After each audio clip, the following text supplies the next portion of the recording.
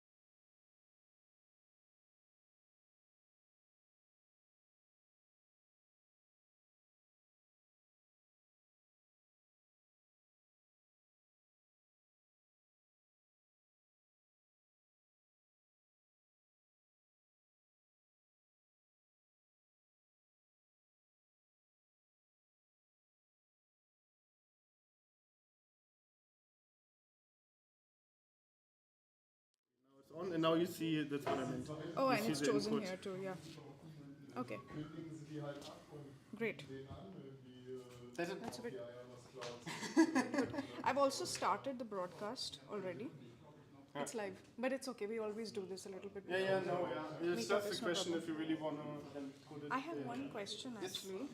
That we can do. Yeah. Do we have? That's our second. I'll introduce you guys. Do we have a LAN or something like a separate network just for the live stream that I can run here, like the internet connection? No, there's only one guest Wi-Fi. That's what I wanted to know because if I have a separate one, that basically sends the signal just to my laptop. It's the best for the stream because there's no other traffic. Yeah, but But that's if just we an don't option. give out the Yeah, if we don't give out the passphrase, then you Yeah. will be the only one. Yeah. It's okay. It's just, I mean, these are improvements we can also do the next time. Just thought I'd let you know. So, Thilo, you can wear this. This is, 1 second, Petra? Sorry. Yes, you can actually wear. Hang on. This is a wireless mic. You can put this on either in your either in the pocket here. I think that, yeah, that should work well. This is something we're testing out. I also told Andy yesterday. I was like, I don't promise, but I'm trying my best to. Don't worry. Do a live stream. Maybe the audio is not the best for this one, but I'm fine. also testing it out to see somehow make it possible. That makes a lot of sense. I mean, Meetup is just the right scenario for that. So Just to kind of see that if it works, great. If it, because, I mean, we're both trying to work. just give me some sign if you notice any issues, and we'll see if we can resolve them. I mean, the main audience for you is here. They don't need Okay. a mic for you. True. A mic would be required for the live stream. This is why this is there. Yeah. So it doesn't really make a huge difference what we're trying to see. And even if this one doesn't work so well in terms of audio of the live stream, for the next one we have learnings and then we can see if we can improve on that. Yeah. Okay. Yeah. But That don't makes worry sense. about it. I just that is That's fine. That's fine. Yeah. all the best. Not like you need it, but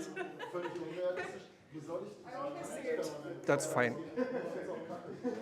Ich persönlich finde es scheiße. Aber es ist genauso scheiße, in einem Team zu arbeiten, wo 80% im permanent Homeoffice ist, weil dann lohnt sich Büro. So they are streaming over. Okay, how are you doing?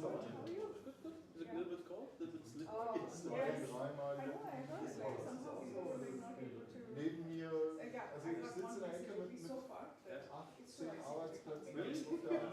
Very last. Stefan is also working right now. Nice to meet you. Yeah, that's here. Yeah.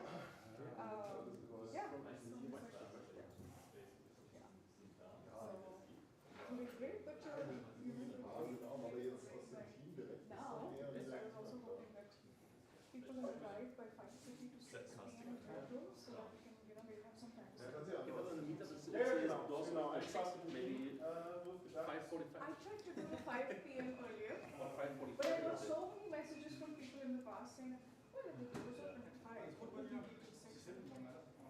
Come, settle down, clear networking, chat to people, and at 6 the program begins. But I got so many messages about, I was like, doors open at 6. So I was telling 5:45 would be okay. I'm going to do that the next time. Every time something to add, come check in, get a refreshment, chat. No, you come in and then directly the program starts. Because I feel like earlier I had to write that when I doors open. Now, come at 6. But what's with the Kimball office is closed? Yeah, there were rumors, then they said no, they keep it. We kept it for some time, but then at some point, like, we have which makes sense. So, and especially for the meetup, like, So it's pretty shut down now. we don't have but we go to the Kali office, which is the engineering office, of course, and we go to, I also do some. Do they have events space there? It's really like the way it's set up is like proper. Yeah, let's see if we're on time. Perfect. And how's reject? How's reject going? Trending? This is something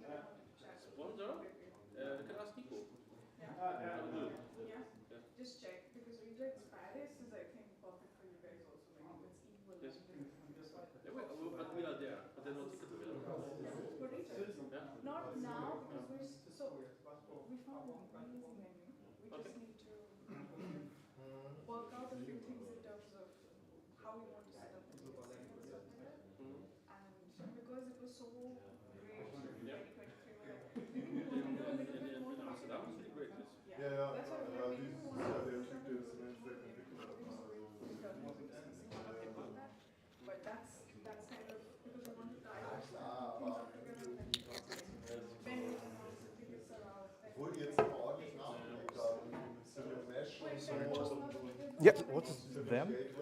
The terminal? Yes. It's called Cool Retro Term. Yeah. It's got a number of nice presets. This is my favorite, but you also have monochrome or Apple II, and you can adjust various things directly. Like if you want to have a stronger bloom, or burn-in is basically when you type and you leave a trace. So it's pretty awesome. Like so when you move cursor, it's like. Exactly, yeah. It's my favorite terminal for presentation. We always like this. Don't work, right? Come again? Don't use for work. If I have a call where I need to demo something, I usually share this one. But Is it like? oh, you mean Not my the PC. oh, you mean my computer? This is a pretty powerful one. 4 cores, 8 threads. Oh my god! What is it? Asus? Or It's no. It's GPD. Win 3 or Win 4, I think. Win 3. Win At 3. the time, we didn't have. Oh, I need Wi-Fi. But because Bertram and I were That's a talking good about one. it a No, little this is it's from a Shenzhen like, startup, we and can they specialize try in and do those it. little So powerful this computers. is the test run. This meetup is the test run to see does this Mm-hmm. work. Because if it works exactly as we've set it up with no This issues, is then it's we're pretty probably going to- expensive, yeah, the next one but I'll announce so it. it's usually yeah, I think it's up we to all- up par we with also the barely Surface had Book it 3 or something. So it's throughout the day. and So whatever we could manage, we're doing. yeah, And then no, later no, we it's check not. the But live stream. no, and it's a Fedora on here. So you can install it everywhere. Yeah. so this is a touch screen, like it rotates and everything. And It's yeah, what? Sorry. nice. So I looked for something Yeah, like this, we were but thinking, I I don't remember know like if you still wanna- 2008 when they have. Move it there. Let me get Wi-Fi. I can show you. Also, the angle would be this way, right? For this way. There's the. Can you help me with Wi-Fi? With what? Network. Yeah, sure. Wi-Fi. Okay. Try and put out one of Das those MBIO things. Guest. But MBIO Guest. Genau. Und dann ist es Silberpfeil. Klein? Genau, alles klein. Nettes Passwort. Cool. Ja, es passieren Dinge. Perfekt. yes, I accept. cool. Okay, they're just gonna trust it here. Yeah. So it's very close. You're gonna do a live update. So please think about it and please Nö, ich try bin and be happy. on board. It's Gucken nochmal schnell. obviously Wir it's machen ein we're the Live-Update main im organizers, Talk. Microsoft. Und ich habe We're Slides trying to, zwischen that's why we're also Lostreten trying vom to get Update a und number of other companies on board weg. just to Und, increase oh participation ja, and have all perfekt. of you guys. Okay, das wird rennen. Munich. Yeah, okay. Sehr gut. Yeah. Okay. All right. No, but even at the community level or something, So I that's think it's a 4,000 Win 3. euros. Yeah, So, no, it's not. so that's no, the that's community. my If game. you want That's to my go gaming slightly PC. above, I would. It's a pocket. It's a pocket something. I know it'll Pocket sound very 3, salesy, Pocket but 4. actually that's the sweet spot. I'm not even going to say go really Yeah, high that's up the or one. something like that. That's like partner level so and champion level. We have the- Suze at the champion level. The lower range So partner level is also, but versions supporter of level that is can 8,000 come with, euros, so- with But that really, and 8 CPU and Yeah. 6000, But that but really, there I would say are that's Core still i7 versions. it's and that's going to a be Core at the i7 level version. at where So that usually one's where fast. Isovalent and Elotal and all these companies are. So they've really benefited from it in the past. So I'm just from that investment versus the kind of value you get point of view. Yeah, I'm of also course. trying to Depends on usage and on screen I can talk brightness. to Nico between, actually, no problem. I would say I 4 was and 8 just- hours. Contact you. Yeah. I will do it. Yeah. Because even if there's a small chance for And it like has a physical community and network stuff, port. it'll be great So to have you guys that's on on board. the back side. Our thingy. Also, I like the And that's helpful yeah. because I I've usually heard use this wired from a lot of network in people. the That's office why I'm and at like, home. I don't want to For sell it gigabit. separately, If but you do you've operating been to system reject, so you development, know. that can be pretty good. Everybody's Yeah. So, Good is okay, but you know, Yeah. but All right. yeah. rejects is more like community stuff. Yeah, absolutely. That's like the perfect environment, I think, where, if you want But to. Nico was in America. I would like Oh, to talk really? to myself. Yeah, and, Chicago? yes, he was in. Oh, really? I No, didn't. not this year. The year before. Oh, I okay. think. Detroit, I think. Detroit. Ah, okay. I see. Or was it the first? Where was the first one? Yeah, In Los Angeles? No. I think Terminal so. is I think a so. cool retro Yeah. term. Yeah. I wasn't around at that time, but it's I've the heard. default Yeah, even from that was Fedora. like really cool and like. Absolutely, yeah. It's in the core repositories. Right. Okay. Yeah. Yeah, but do think about it and let me know. I'll follow up later. No problem. Yeah.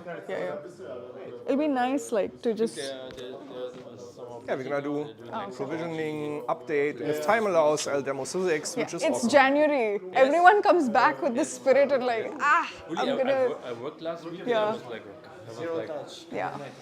Yeah, it's the operating system part, but I mean it's already Yeah. a huge help. Maybe. Sorry. So this is why I think. Okay, this is better actually. Yes. Als ein Stück Alufolie zu nah vor die Antenne, dann wird es heiß genug.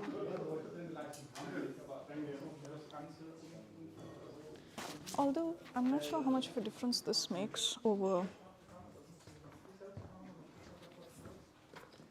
The only thing is stretching the wire up to there, just make sure. Like I want to avoid any toppling effect. It's okay, I think this is fine.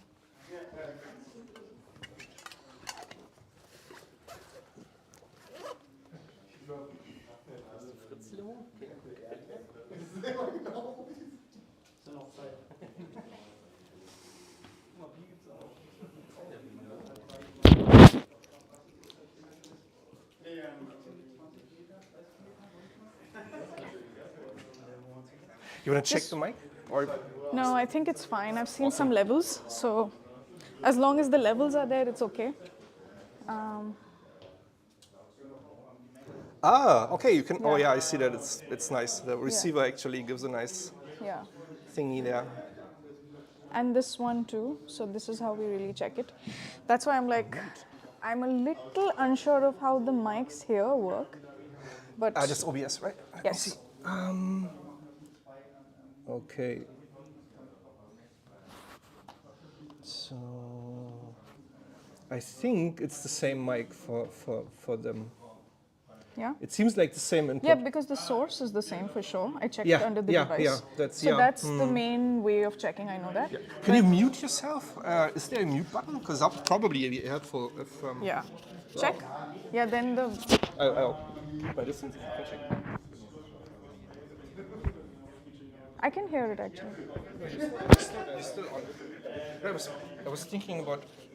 You wanna keep yours on? I can hear it. I can hear it.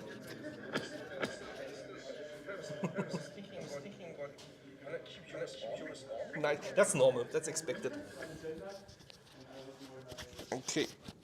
Okay, I'm going to close that, and I think the echo is because it would then pick up the audio from here Correct. as well as Yeah, here. and it's yeah. And then it just reverberates and everything. Correct. Yeah. Okay, so that at least shows me that the audio is definitely going through. Absolutely, yeah. What I was thinking is if you Yeah. keep yours on during the Yeah. talk, you'll have basically Yeah. noises from. So I don't know if they have a mute button Yeah, or something. they do. I can just close it basically. Yeah, that makes sense. I mean, I don't need to mute it also. I can just shut mine. Once I'm done talking, actually I'll have to quickly open the thing. So maybe you can mute yours for now. I will. Yeah, that makes sense. And then when you have to go in, basically, I will.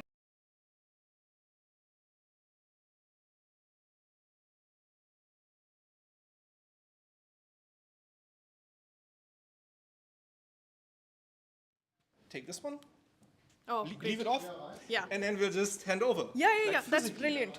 Then I can just give Philip this. Der großen Tür haben wir auf dem Klingelding Mercedes. Philip, you can already keep this mic with you. I've closed it right now because first I will be talking. I'll just quickly open the program. And then I pass this on to Thilo. You can keep this in the meantime. Just keep it closed. And when it's your turn, all you have to do is switch this on from here. Yeah, okay. Just, I know that's this it. one, Yeah. Just hold it for 3 seconds. It comes on. That's it. Yeah. Perfect. Great. Ihr seid ja hier. Ihr habt es ja gefunden.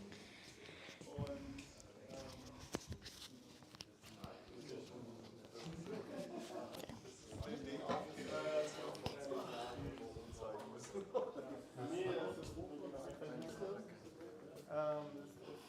Recording, also wir machen das. Okay, so we're doing live stream and we do some pictures and the pictures for consent. But you can read it, of course, if you want. But and also if you don't consent, of course, it's no issue. We try to take pictures from the back. And just don't like be in front of them. But yeah, but if you just don't content up for it. Shall we put up a Wi-Fi printout for the Wi-Fi network or no? Yeah, I don't know. I mean, yeah, we can. I mean, is it? I mean, if people ask you, then yeah, sure. Yeah, no, I give. So far, only one person has asked me, so okay. it's fine. It's okay. No, Yeah. yeah, but yeah, okay. Just like, bring back the form because I do that.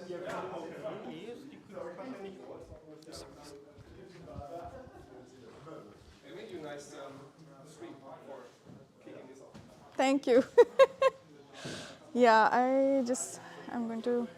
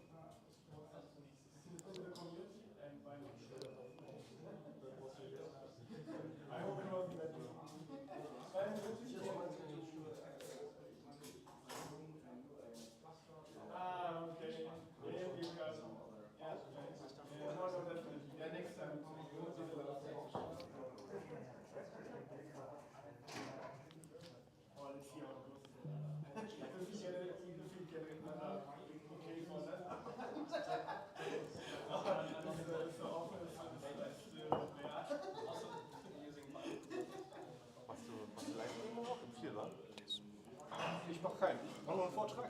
Ich sehe das Livestreaming. Die Demo, machst du viel am Terminal? Ich ein bisschen, nicht viel. Also drei Demos sind so. Ist ja groß, wa? Zählt das auch in der Höhe? Deswegen habe ich den Stuhl, den du da siehst, auf den Tisch gestellt. Dann überhaupt geht. Ich habe es vorher ohne gemacht, das war nicht schön. Genau, das ist ja immer überlegen. Nee, das geht super. Das ist genau die richtige Höhe. Das ist ja auch groß. Ja. Okay.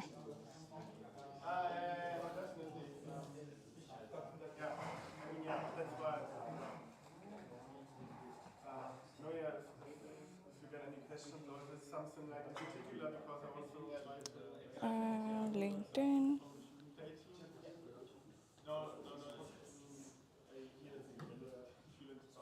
So I usually give it some time, as you can imagine, for some more of the crowd to come in. But I will start at 6:15 for sure. Is there a way you can send me the URL of the live stream because I'm not on Twitter anymore? I'm wondering. Oh wait, LinkedIn. Maybe. Yes. It's really slippery outside. It's Yeah. really ice skating. Yeah. It's a huge traffic jam.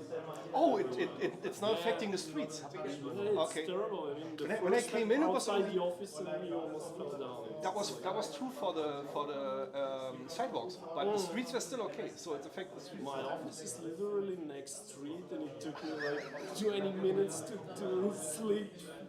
We just grab some of the plants Yeah. and then we'll use the earth. To Yeah.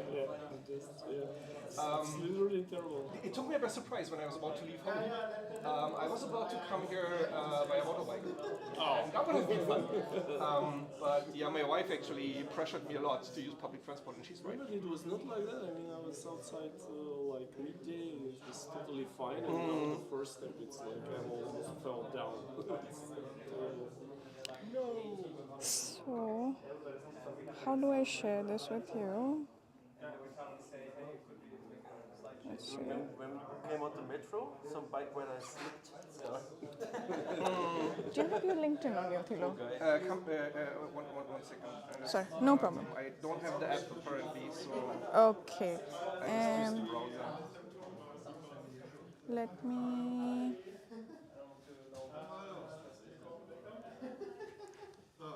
Let me.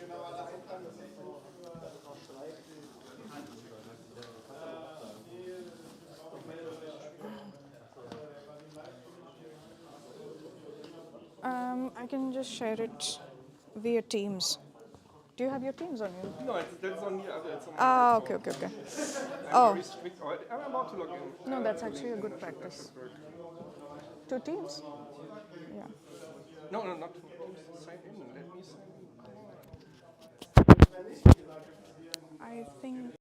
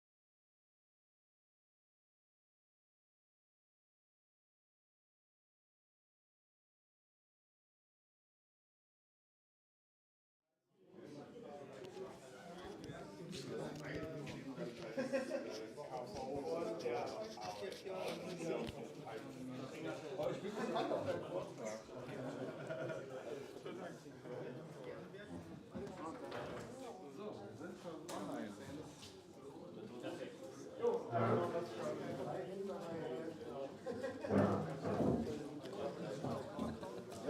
alles gut. Die Dame von Kühlfunk. Yeah, that's right. Yeah.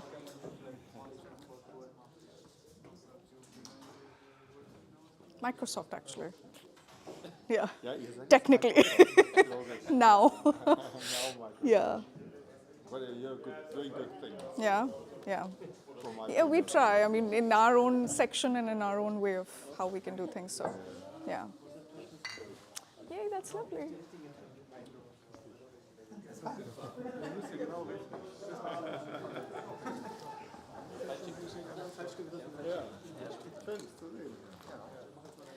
Schön, dass du uns angeschaut. Ich habe mir den Code durchgeguckt. I think.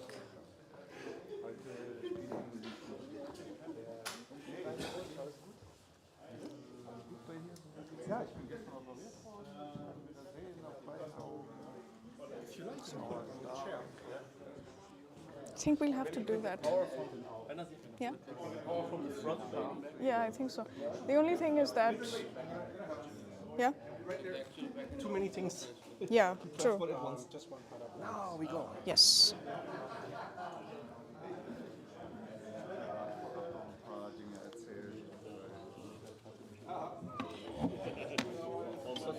I need an extension.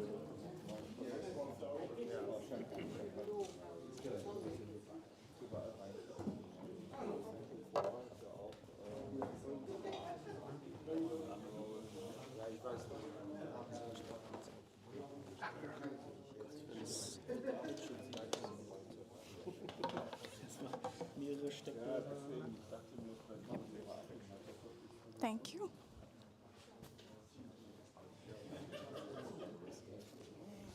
Thilo, are you going to speak from there?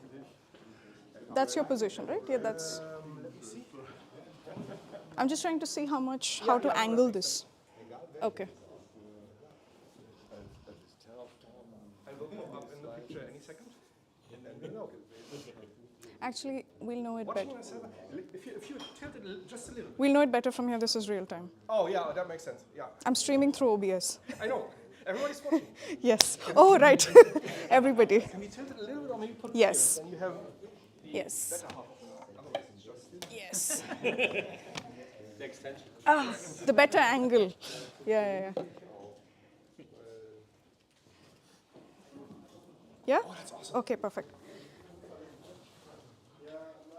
Yes. All right, let's begin.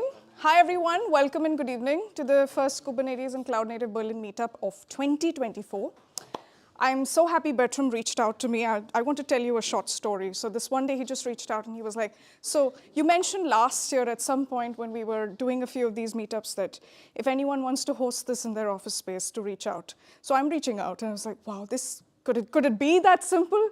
So, and on started like this amazing collaboration between us and Mandy too, a big shout out to her. She's the office manager of the space and everything. And we were able to, yes, I was coming to that.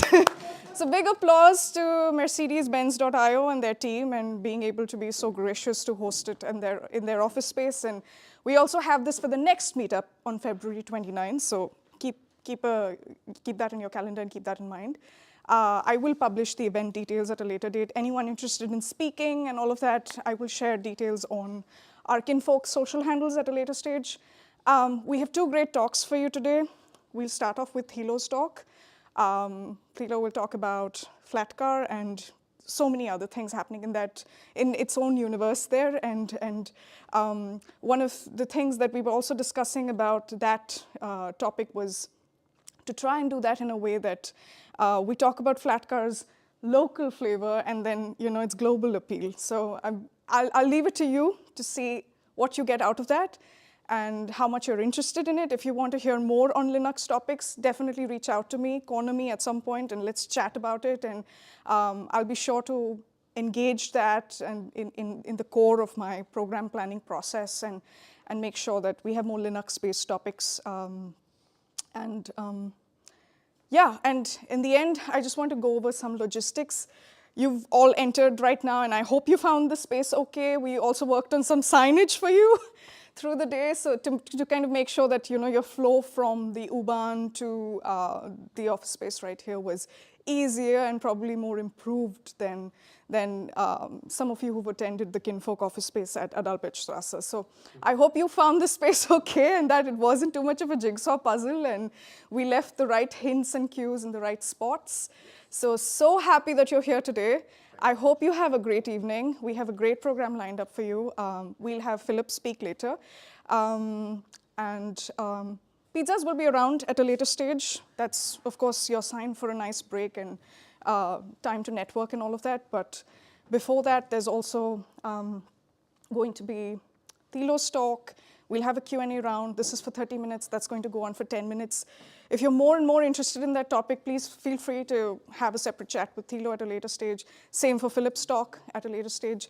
And yes, attendee sheet, registration. This is important for the security process here, and consent. I'm also going to include this clause just so you know beforehand for the future meetups and stuff like that. We want to make this as accessible as possible for a global audience. So our effort will be to try and stream it. So you may end up being in some of our videos and the live stream content and some of the pictures. Just know that this is more to kind of give visibility to the talks and the meetups as such to a global community. And we just want the Berlin meetups chapter to be that successful. That's it. Without further ado, I'll just hand it over to Thilo. Thilo, take it away. Thank you.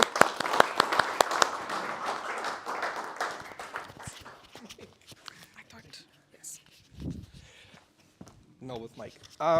Yeah. Hello, folks. Thanks for coming. Let me briefly switch the things here. Thanks for coming to the presentation on zero-touch operating system infrastructure for your container and Kubernetes workloads. I'm Thilo.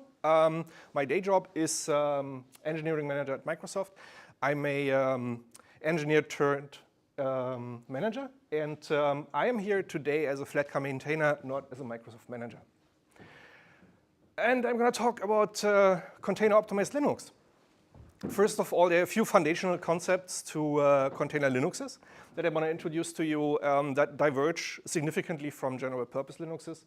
I want to touch the topic of updates, because operating system updates for particularly larger container and Kubernetes operators are a scary thing, and we want to make it not scary. I'm going to take a brief look at our community work and take a look at the things that we're currently developing and planning in the future. Okay, but first, container-optimized Linux. What is that thing? How do we optimize that? Like, did we tune a few kernel parameters? Do we ship some special sauce in the operating system that make containers run well? In a way, yeah, but that's not even half of it. So container-optimized Linuxes, and Flatcar is only one of them. So most of what I'm talking about today applies to a number of specialized operating systems. They basically take a step back from generic Linuxes, and they want to rethink the whole stack with the operating system just being a small commodity, a small part in a larger stack that serves only for running applications on a container runtime or on Kubernetes. So it doesn't focus on the OS, it focuses on the whole experience and then improves the OS with the learnings from that. So in our case, we're trying to make the operating system handle like a container application. So when you start a database container, you don't need to supply full configuration files, and you don't want to spend hours configuring the thing. Actually, it's only exposed to you what you absolutely need to do. You can dive in, you can change the specifics, but you don't have to. Like, there's no requirement. So simple declarative configuration, inner works abstracted, extensive automation. It just, it works. And later on in this talk, we'll take a look at, we know that containers provide some level of isolation of applications from each other. Now, from the point of view of the operating system, that can be used in order to isolate most of the operating system bits and parts from the applications as well, and that makes the operating system interchangeable. Lastly, we'll touch the topic of image-based operating systems. Many of those specialized operating systems actually are fully image-based and immutable, so you can't fiddle with the bits and the bits can't break. But first, and that's very important, particularly from the Flatcar side, although many specialized operating systems try to do that, the user experience. General purpose Linuxes tend to give you like 1,000 knobs and levers where you can optimize stuff, you can fiddle with stuff, where you can make it fit for just for your purpose. But in our case, the purpose is known. We only do one thing, and we run containers. So we're not trying to be this. We're trying to be the thing that does the one thing and does it well. We're not defined by features. We're defined by our functionality. Like a light switch may come in 20 colors, but if the color green breaks switching on the light at 20% of the time, then there would kind of be a mismatch in the purpose of the thing that I'm using, right? So we're trying to not interfere with forks. Looking at it from the provisioning side, and that's like instantiating an application on a Kubernetes cluster as an example, you basically have a description of the properties of your application, and you don't supply, as I said, like full-blown configuration files for everything. You only touch these bits that absolutely need to be touched in order to fit it into your purpose. And then you take this configuration, you create an instance of this application from an application image, a Docker image, or a container image, and then your app goes live, and that's it. And we kind of transport this experience to how you operate your operating system. So in our case, Flatcar's configured, coincidentally in a YAML file as well, where you specify like the specifics of your workload, like what makes your deployment different from the average deployment. Everything else is automatically figured out and configured. So that works out of the box. And then you create an instance of your node from a Flatcar image, and your instance goes live. You can, of course, ship application YAMLs inside of your Flatcar configuration, so you can bootstrap your apps, for instance, your control plane, whatever it is that makes your cluster work. But we kind of draw the line at the operating system level. This is an example for declarative configuration. I create a user over there, and I create a file which is inlined. We look at this later in a demo, a little closer. And I define a systemd unit that starts a caddy container, which then ships the HTML file that we create. As you see, there's no partitioning in there, there's no network configuration in there, because that's expected to happen automatically. Of course, you can specify it. There's possibilities for all of that, but you don't need to. Okay, so to wrap this up, it handles like a container app. It's a very simple configuration with sensible defaults. It's applied at provisioning time. You can dive into all of this. But there's no boilerplate involved. Like this stuff just works. Your specifics can be configured, but you don't need to take care of like all of the defaults. It's extensively automatable. We support out of the box many, actually all of the largest cloud providers. So you can just bootstrap your stuff there. We support private clouds, virtualization, guest images, and bare metal. You can, if you have larger deployments, you can automate that via Terraform. There's a Terraform plugin that lets you define your instances. There are Go library bindings, so if you have existing code, you can integrate it. And we have upstream cluster API support. So for large-scale Kubernetes deployments, you can create Flatcar worker nodes, and then you don't have to care about the operating system anymore. Again, it just works. It's well tested on all of the vendors that we provide, including Cluster API. There's a strong focus on compatibility. Like the user experience matters a lot to us. For instance, we have backwards compatibility for C groups, for old configurations, Ignition v2 from the CoreOS days. And we'll continue to provide compatibility so users have a seamless upgrading experience.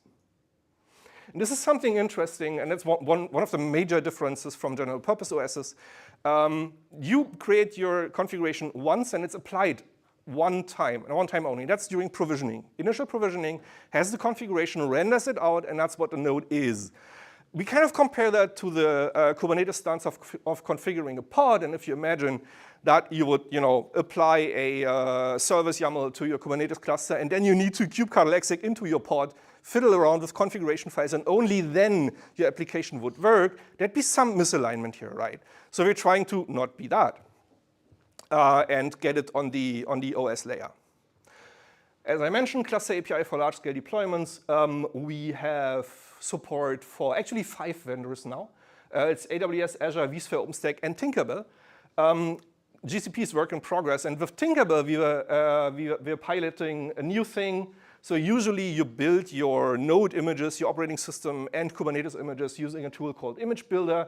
With Tinkerbell, and there's a prototype for OpenStack as well, we now use systemd sysex, more on that later in this talk, that composes Kubernetes into the node at provisioning time and allows you to update Kubernetes. Okay, but how does a flat car provisioning look like? So let's check out a local provisioning. We're going to look at the node configuration first. Ooh. And this is the YAML file we looked at earlier with some minor changes. So we're creating a file. This will be created from the init.rd into the root file system before the root file system is even touched and switched into. So you can have like wide-ranging configuration options in here. So that's just an inline HTML, and then we add a logo. That logo is local. It's going to be added right into the node configuration. For larger files, you can specify HTTP sources, and we'll do that later in the sysex demo. And then we deactivate updates. And that's because I want to demo updates later. And I don't want my node to update, right? OK, and here's the service unit, the systemd service unit that actually starts the whole thing. All right. So as is tradition in the cloud native environment, we will transpile the YAML into JSON, because that's the way. And then we'll start a local QEMU instance of Flatcar, and we'll feed that JSON to the startup. And we'll also forward the VM port 80 to the local port 8080. And this is a browser on my host system. It looks at 8080, and there's nothing. Nothing's running. And now we start this. And during the boot process, this configuration will be applied, the files will be generated, and then Docker will start the caddy container. And then we'll have a web server running. So it takes a few seconds, and then Docker speaks up. And or is it done already? Because the network's pretty fast here. Let me check. No, it's not.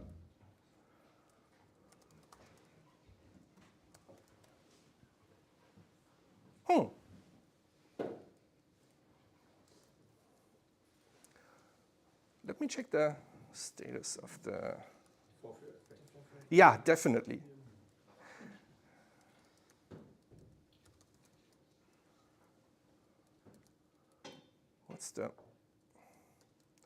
What's the unit called? Demo web server. Could not be found. That must be the forfeit effect.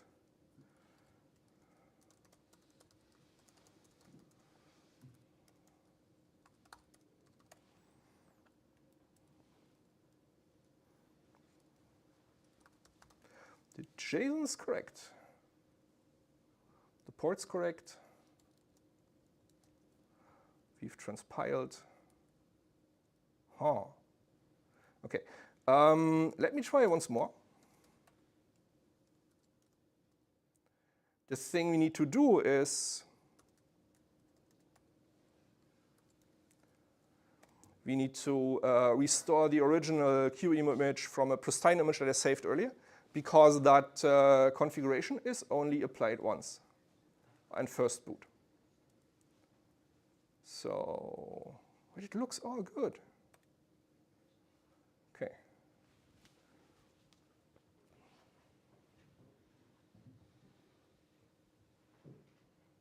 The only explanation that I have for this is that I did the system wasm demo, and there was a previous configuration applied, and then I didn't restore the original image. Yeah, I did. Okay, that's Docker. That's what I wanted to see. And now, magically, we have a website. Thank you, folks. And thank you for bearing with me. So the third demo actually demos sysex, and we'll restore everything, and it will not have the website and the web server. Not what happened. All right. So I talked about isolation of the container applications from each other and from the operating system. That's one of the features of containers. And if you look at it, so you basically have a clearly defined interface to your operating system. You need runtime and you need certain kernel calls, but there are no shared libraries, no shared dependencies between your application and the operating system. That's kind of the whole point. Makes your application very portable. And you have a well-defined, let's say, contract, which is container runtime, it's Docker or containerd, and a number of kernel drivers that whatever is inside your container uses, and that's pretty much it. And looking at the same thing from the operating system side of things, you basically have well-isolated applications, and you have very few components that you must guarantee to be there for the application to work. So it's a pretty well-defined interface that you can radically test. So you can make sure that if you do any changes in the operating system that only affect the operating system, the application doesn't even notice. It doesn't just make your container app portable, it makes the operating system interchangeable. And so if you just focus on those two arrows here. So we use that in Flatcar for automatic in-place updates. And that is, we use A/B partitioning schemes for that. In the spare partition, we just stage a new version as soon as a local agent recognizes that a new version is available. We reboot the node, and the node comes up. The application, the container, doesn't notice any difference because tests made sure that there isn't any perceivable difference for the application. If for some fringe reason there is, then it's very, very easy to roll back. It's just another reboot. And then the application will come up in a stack that is well defined and had worked before. Updates. All right. So let's look at our nice new Flatcar instance and check for updates. For demos, I usually use alpha releases, and I know that there's an update available because I didn't use the latest alpha release. So I'm going to start the update client part is called update engine, which I masked so the update doesn't get in the way of the demo. And as soon as started, I can query update engine and ask it, how are things going? So we see here it never checked for updates, and its status is idle. It's twiddling thumbs, basically. There's a schedule built in update engine that checks for updates roughly every hour.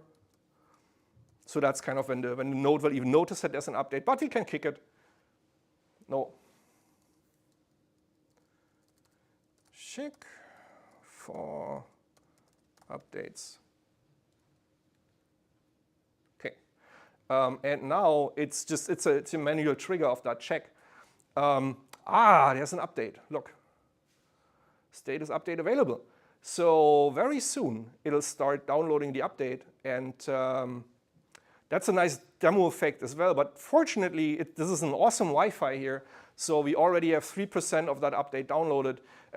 Updates are full operating system images, and are usually between 400 and 450 megabytes. So that takes a bit of time. And while that takes some time, I will do a small excursion for you, because what we're doing with Flatcar isn't something that we entirely invented. We reuse a lot of work from previous generations and other spins, particularly CoreOS Container Linux. But our full heritage is basically that we started 5 years ago as a friendly fork of CoreOS Container Linux, which was discontinued, and then the team started working on Fedora CoreOS, which, by the way, is also awesome. And I love most of the team because we interoperate a lot in the specialized operating space. And that was based on Chromium OS. Took like many things from Chromium OS and reused them. And Chromium OS is based on Gentoo. And consequently, all of the images that we publish, all of the updates that we publish are always built from sources. There's no intermediate packages. There's no package management on the system. So we build from sources like Gentoo does. The operating system is an immutable image shipped as full disk image. Doesn't have packages, doesn't have package management. Uses A/B partitioning for updates and rollbacks, and it is distributed via a stateful protocol. So it's not just to give me something that's on an HTTPS server. So there's interaction. So you can follow rollouts of new versions, and you get feedback if something breaks out there. And that's already very valuable. It's exactly like Chromium OS does. Flatcar includes a minimal set of applications and tools tailored to only run containers. It's the light switch thing, the one thing that we do. And it uses declarative configuration applied at provisioning time, and that's taken from CoreOS. We've been driving this further for the last 4 or 5 years because we really like the whole stack and all of this work. It's an image-based operating system. Let me peek. How are you doing? Oh, that looks good. Okay, let's do the image-based stuff later. We see that the node is now in the status of I need a reboot. So let's give it that. Oh wait, before we do that, let's check. So we are running 3794. That's an alpha version, as you see by the minor and patch level. That's just an unimportant detail. And we're running kernel 6162 now. Let's reboot. Ah, sudo make me a sandwich. All right. After reboot, we will boot in the new version, but there's a window of time. There are a few minutes in which you can reboot again, and you'll end up in the old version, and that's basically the automated rollback.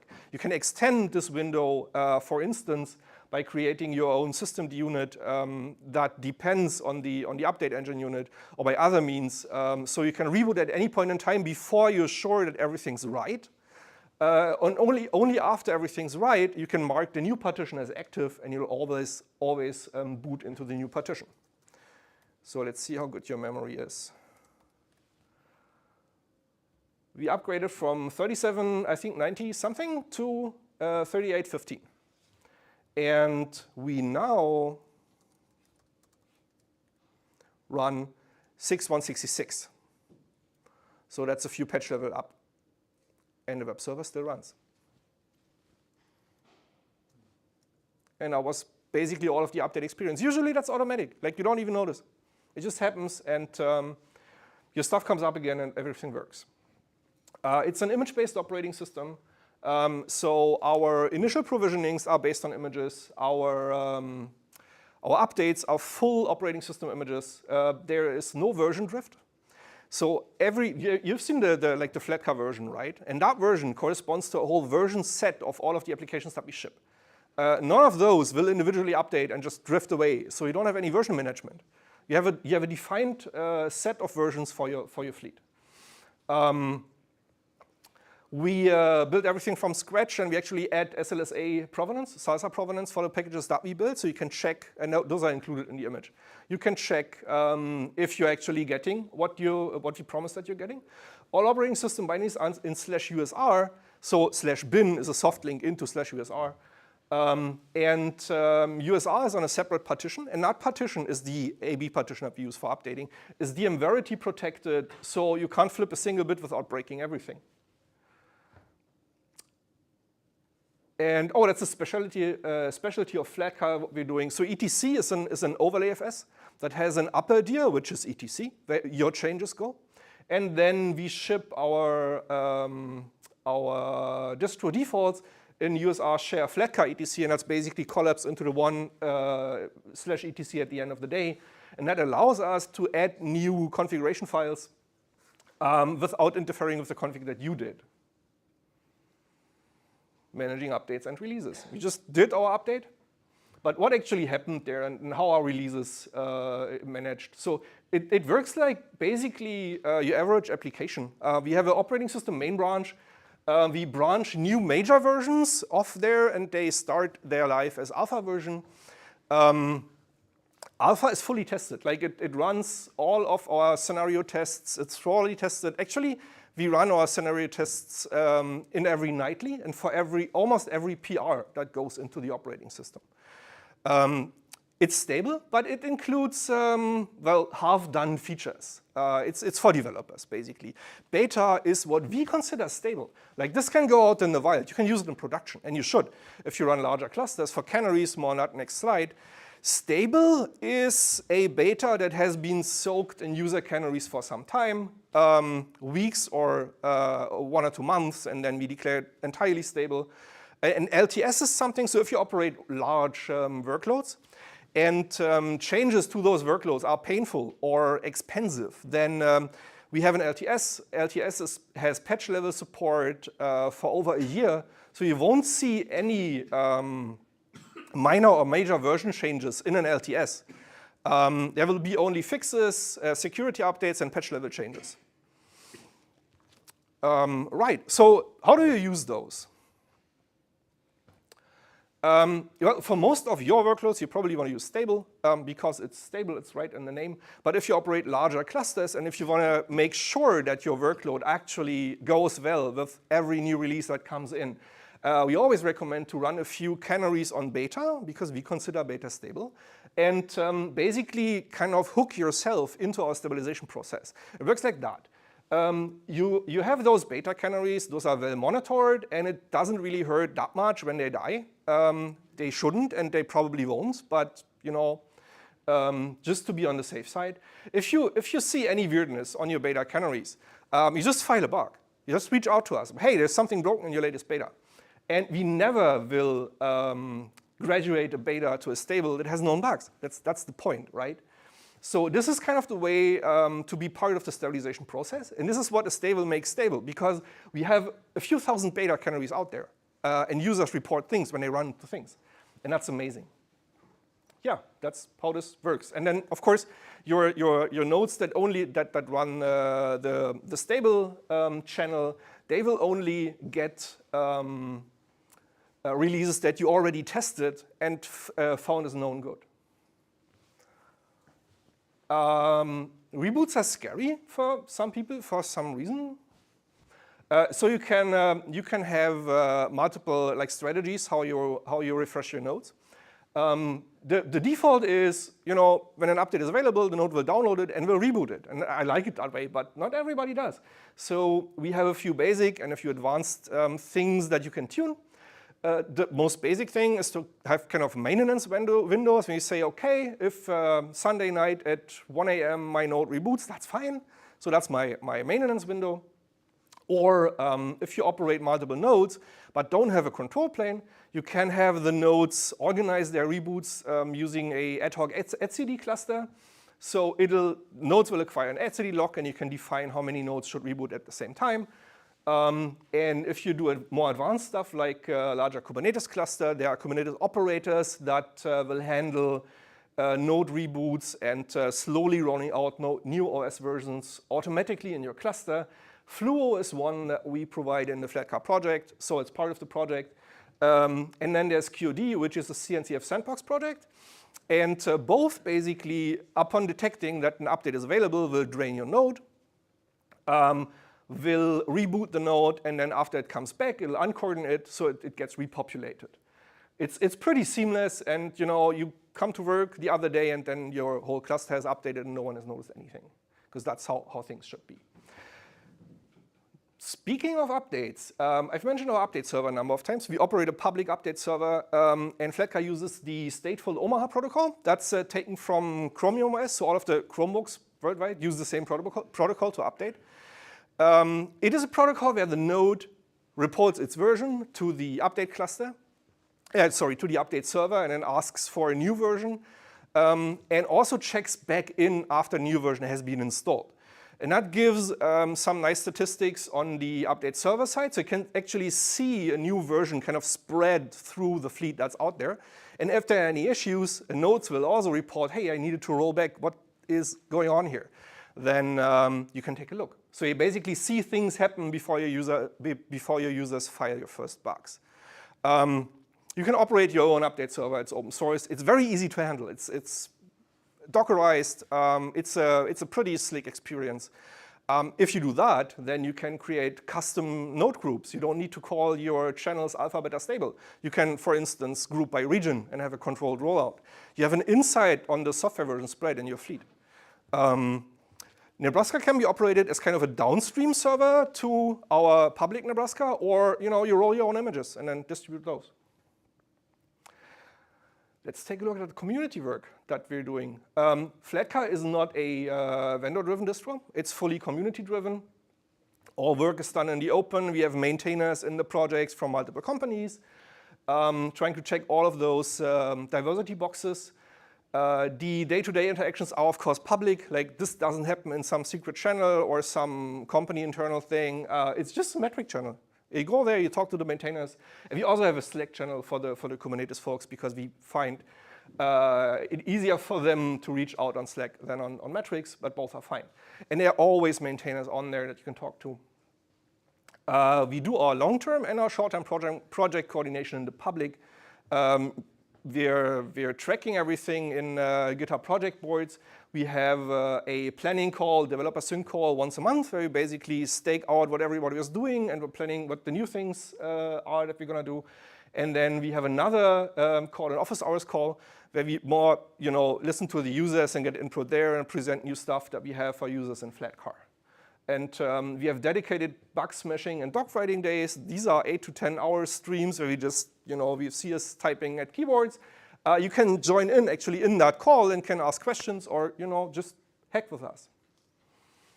There are some links here. I guess the slides will be available after the talk. You can just click, or you grab one of those flyers there. They have those nice QR codes which you can scan and then basically end up at the same address. We try to be very entry-friendly for operating system developers. Our SDK, which wraps the whole development experience, is a container. It can be started with a wrapper script from a single directory. You literally just clone a directory, check out the version you want to work with, and start a script, and you're done. You can build Flatcar. You can run all of the scenario tests all local. Yeah, so if you feel like, diving into operating system development, join us. We are also very happy about user interactions. Like, if you find bugs, report them. If you want to give us feedback or ask for features, just come by. We're very open to that. Our bug tracker has good first issues, so if you want to start picking up anything just to see how it is, then that's a good point of start. We have, as I said, bug smashing and dogfighting days. You can join those, and you will be part of a team of maintainers hacking away. Speaking of maintainers, we are a maintainer-driven project. So if you have a track record of contributions, there will be a vote on a maintainer mailing list that will upgrade you to a maintainer, and that helps you with, that invites you to be part of the stewarding of the project and basically the steering. There's actually a vote going on right now. We've won a new maintainer over the new year, which is amazing. And that brings me to the last part. It's a short part. Pizza's not here yet.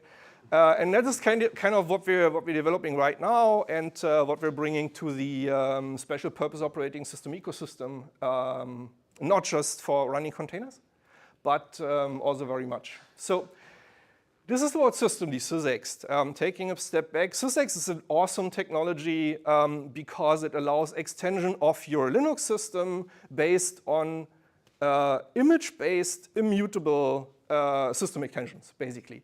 And I mean, being an image-based immutable operating system, there's a lot of overlap there. There's a lot of match. It's been a part of systemd for almost 3 years. So it's pretty widespread. Chances are it's part of the Linux distro that you're actually using, general purpose distro. And we're trying to put features that were close to the operating system into SysX and not make it part of the base image. Up to and including, by the way, Docker and Containerd. So those are, in the latest alpha, those are SysX. Those are not part of the OS image anymore. What does that look like? SysX arrive in a form of a file system image that only includes the bits that you need, that the application needs to run. You merge it into your rootfs, and then you end up with a merged rootfs that includes everything from the base image and from the system extensions. They're stackable, so you can merge as many SysX as you want. Building SysX is equally easy. You just have basically a local folder that contains a root file system part only for the application that you want to build into a SysX. Then you run a tool like mksquashfs or mkoz, and you end up with a single file, and that is your SysX. Let's take a look at SysX, last demo for today. So in this demo,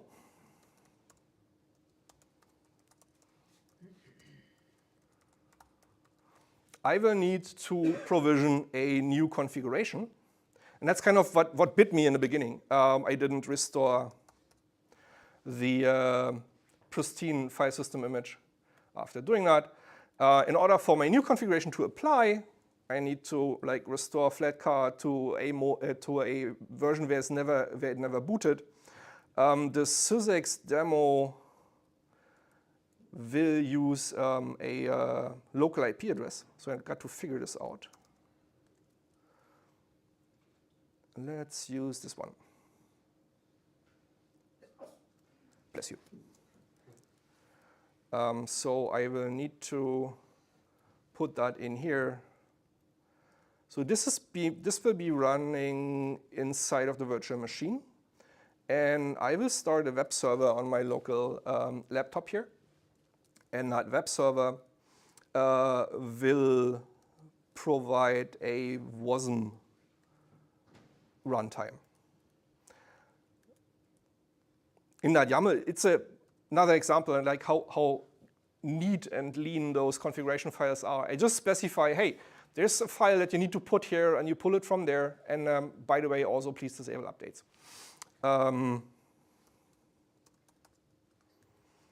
So in order for this file to be available, I start a local web server, and then the virtual machine will just download it. And again, as is tradition, we are transpiling YAML to JSON. All right, let's get started. I don't need the port redirects anymore because I'm not going to start a web server.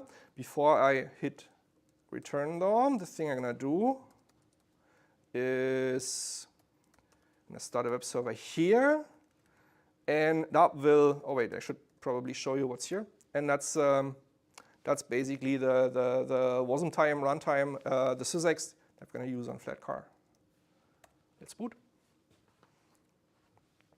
And we don't need to watch the boot. We can actually watch the web server logs. And at some point in time, the virtual machine will reach out, and we'll see a log entry there where the web server served the raw file. And it's now there.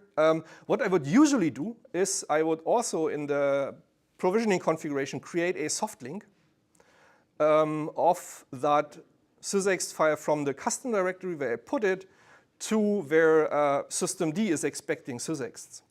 However, I did not, because that would have activated the SysX and basically ruined the part of my demo where I show you that files suddenly appear in the root file system. So systemd SysX. Yeah, it's there. List. You see, we have 4 SysX. So that's basically just checking etc and seeing what exists there. But if I check the status, I see only 3 are merged. And you see Containerd and Docker actually being SysX. So I could deactivate those SysX, and there would be no Containerd or Docker binaries in the root file system, which some may prefer. For instance, if they want to run, if they only want to run WASM stuff, right? then they don't need any container runtime lying around. All right, so now, refresh, merge it in. Oh, again. And if you get the status now, you'll see that wasm time has been merged. Oh no, I didn't show you that didn't exist before. So yeah, here's the wasm runtime. The binary is in user wasm time, and it's there. What I can do, of course, is I can remove the soft link, and then I can refresh again. And then we'll see that wasm time is not merged anymore. So the binary is not there. The binary disappeared because we unmerged the sysext.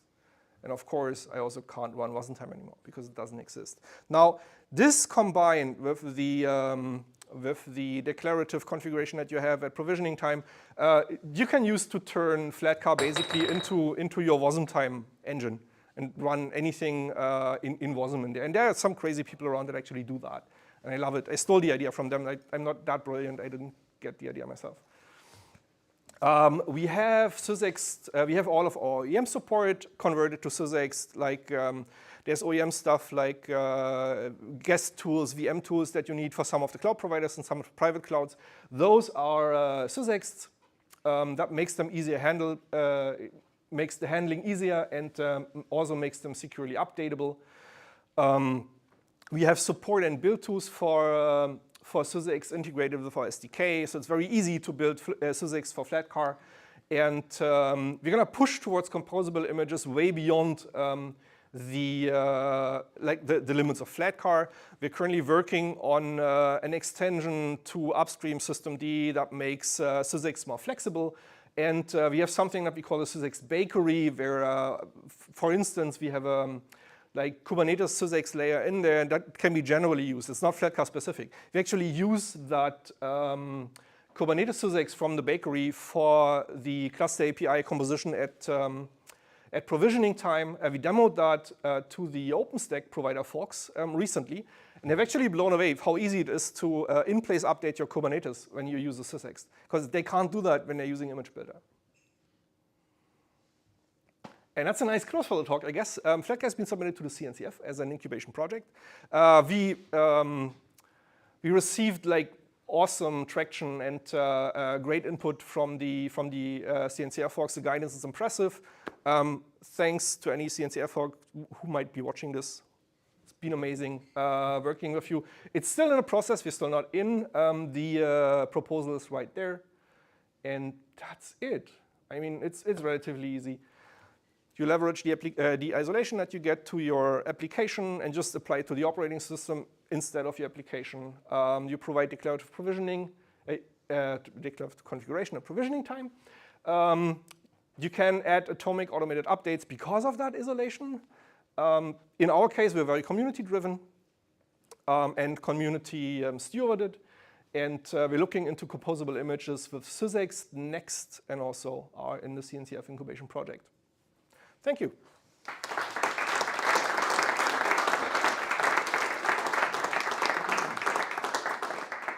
You folks have any questions? Just one thing, we're way past, so we have time for 5 minutes. Oh, it's okay. I mean, just catch me afterwards because the pizza's there. 5 minutes Q&A. Okay, 5. Thanks. Yes. Oh, you seem all. Yeah, go ahead. What do you think, in your opinion, your main competitors, and how are you different? How is Flatcar different to them? Question is about the main competitors. Just repeating because I don't know where they can hear you on the stream. The main competitors and what makes us special. I don't really see competitors, and the reason for that is we're trying to kind of integrate ourselves into the other communities. There are a number of special purpose operating systems like Ubuntu Core, SUSE Micro OS, Fedora Core OS, Talos, Google Container OS, and we all use very similar concepts. They're slightly different. Like in our case, ignition is, I think, the declarative configuration is only used by Fedora CoreOS and SUSE MicroOS. There's overlap with some of those, and there's differences with some of those. The unique selling point that I like, and I personally push for Flatcar, is the light switch thing. Like, this is very, very important for us. No feature can be important enough to break any workload. So this is what we really are focusing on. There are some special purpose distros that do the same, and there are others who more want to be thought leaders in development, and then they need to break things, and that's fine, that's cool.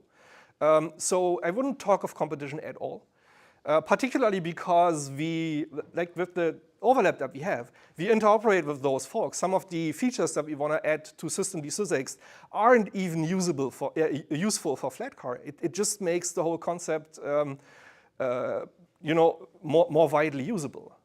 So yeah, that's kind of how I take this. Cool. Yes, please. Are there dedicated security updates for the dedicated channels? There are updates, dedicated updates for the channels. And so I have a note on the update cadence here. These are the major updates. We have a release roughly every 2 weeks. And that includes patch level updates for stable. Stable only sees a major release like every 3 to 4 months, but patch level updates for, let's say, regular security issues are rarely affected because the operating system is immutable.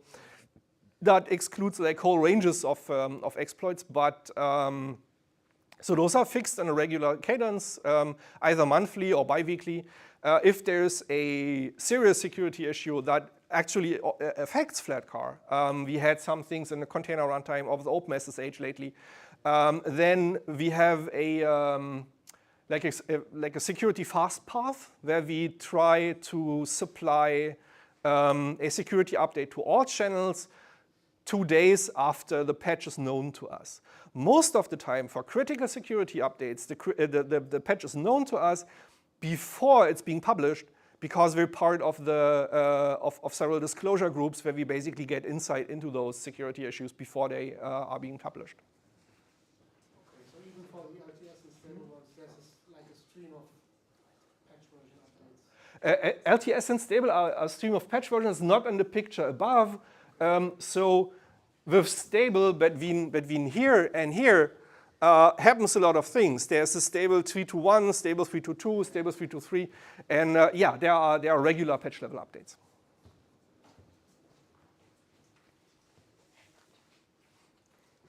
There's the pizza. Any more questions?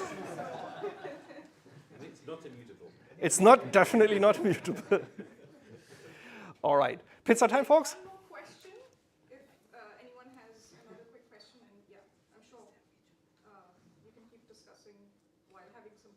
I'm not going to run away after this meeting, of course. There are flyers that have those little QR thingies. You can hit me up anytime. I'm present on all of those channels. All right, folks, I see the desire for pizza, so let's go get pizza.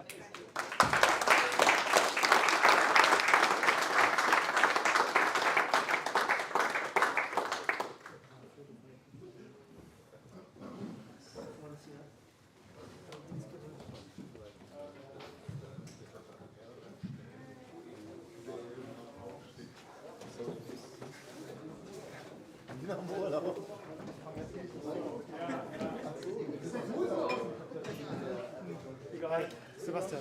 Tilo, kleinen Moment. Ah, kein Ding. Erst mal was trinken. Ja, genau. Wie weit ist das Teil auch von deinem Dayjob oder ist das reines Hobby? Oder Nee, also Microsoft sponsort tatsächlich ein paar der Flatcar-Maintainer, weil wir halt auch Interesse daran haben, diese Konversationen über was ich meinte, es gibt bei uns keine Competition, sondern wir wollen halt das Ökosystem verbessern. Und für mich ist es mindestens 50% meistens mehr. Okay. Ich habe ein kleines Team, wir sind also nur ein paar der Flatcar-Maintainer, aber für die ist es auch ungefähr in der gleichen Range. Und den Rest der Zeit, wenn ich fragen darf, Ist Azure-Kram. Du lernst halt auch eine ganze Menge, wenn du ein Container-Betriebssystem baust. Ja. Und die Erfahrungen sind halt wichtig, die kannst du dann an Azure-Teams weitergeben, kannst denen dann helfen. genug bestellt, dass es alles nicht vegetarisch ist. Ja, vielleicht jetzt noch. Ist auch nicht vegetarisch. Wir müssen uns mal zum Boden vorbereiten. Wow.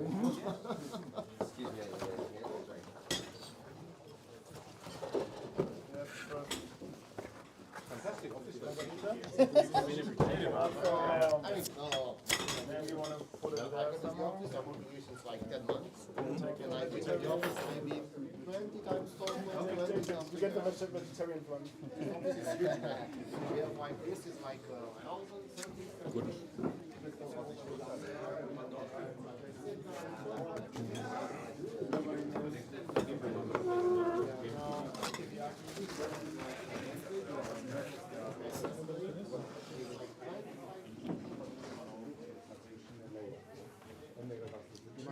Ja.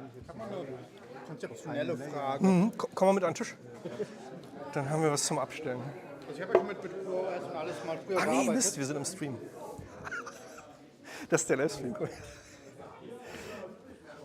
Vielleicht hilft mir die konzeptionelle Frage auch weiter. Ja, die leg los. Frage ist, dadurch, dass es hier immutable ist, im Endeffekt, heißt es ja auch, dass ich für Updates, die normalerweise auf einer klassischen Distribution, ein SSH-Update, SSH-Server muss updated werden, der Daemon muss updated werden. Genau. Spiele ich halt das DBKA aus, also das Debian-Paket ausmachen, ist das gut. Ich brauche es nicht rebooten, ich brauche den Code nicht leer machen. Der große Nachteil wäre doch hier im Endeffekt, dass ich für jedes Update, egal was es eigentlich ist, was eine Binary betrifft, muss ich updaten, muss ich rebooten. Ja, aber du kriegst, das stimmt, das ist richtig, aber du kriegst sie halt konzentriert.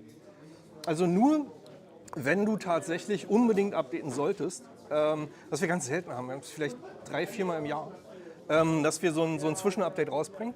Nur dann musst du sozusagen außerplanmäßig rebooten, aber die regulären Updates kommen zweimal im Monat oder einmal im Monat. Und das sind halt Sachen, die du schedulen kannst. Das funktioniert. Also ist eher gebündelt dann. Das ist auf jeden Fall, natürlich, na klar. Im klassischen System mache ich halt das Update eigentlich, sobald irgendwas Neues da ist. Ja. Sobald ich irgendwo was in den Update-Sourcen sehe, dass da irgendein neues Paket da ist, führe ich halt ein Update durch, irgendwelche Daemons werden neu gestartet. Ich muss das Ding halt nicht. Ja, ich tue es schon. Manchmal, meistens. Ja. So. Und das wenigste ist ja nur ein Reboot. Da muss ich rebooten, Kernel-Update, oder? Was sonst noch? Eigentlich nichts, oder? Das Spannende ist halt, wenn du, wie gesagt, konzeptionell drauf guckst, du hast ein paar Nachteile durch den Reboot. Du hast aber auch ein paar Vorteile dadurch, dass du immer komplette Software-Sets ausspielst. Ja, klar, ich verstehe schon den Vorteil. Und das ist halt, testseitig ist das cool, ne? Mein Mikro ist noch an. Alle haben zugehört.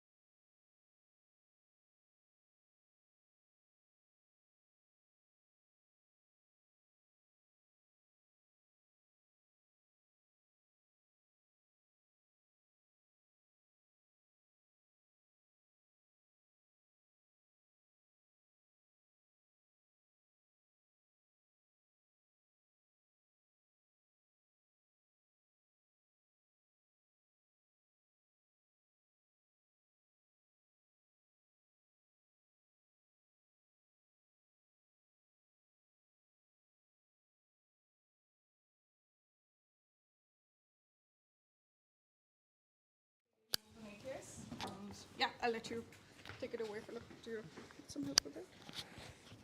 Is it? Oh. Yes. Just wait until everybody has a seat, especially Andy.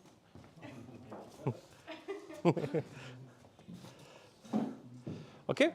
Hi, everyone.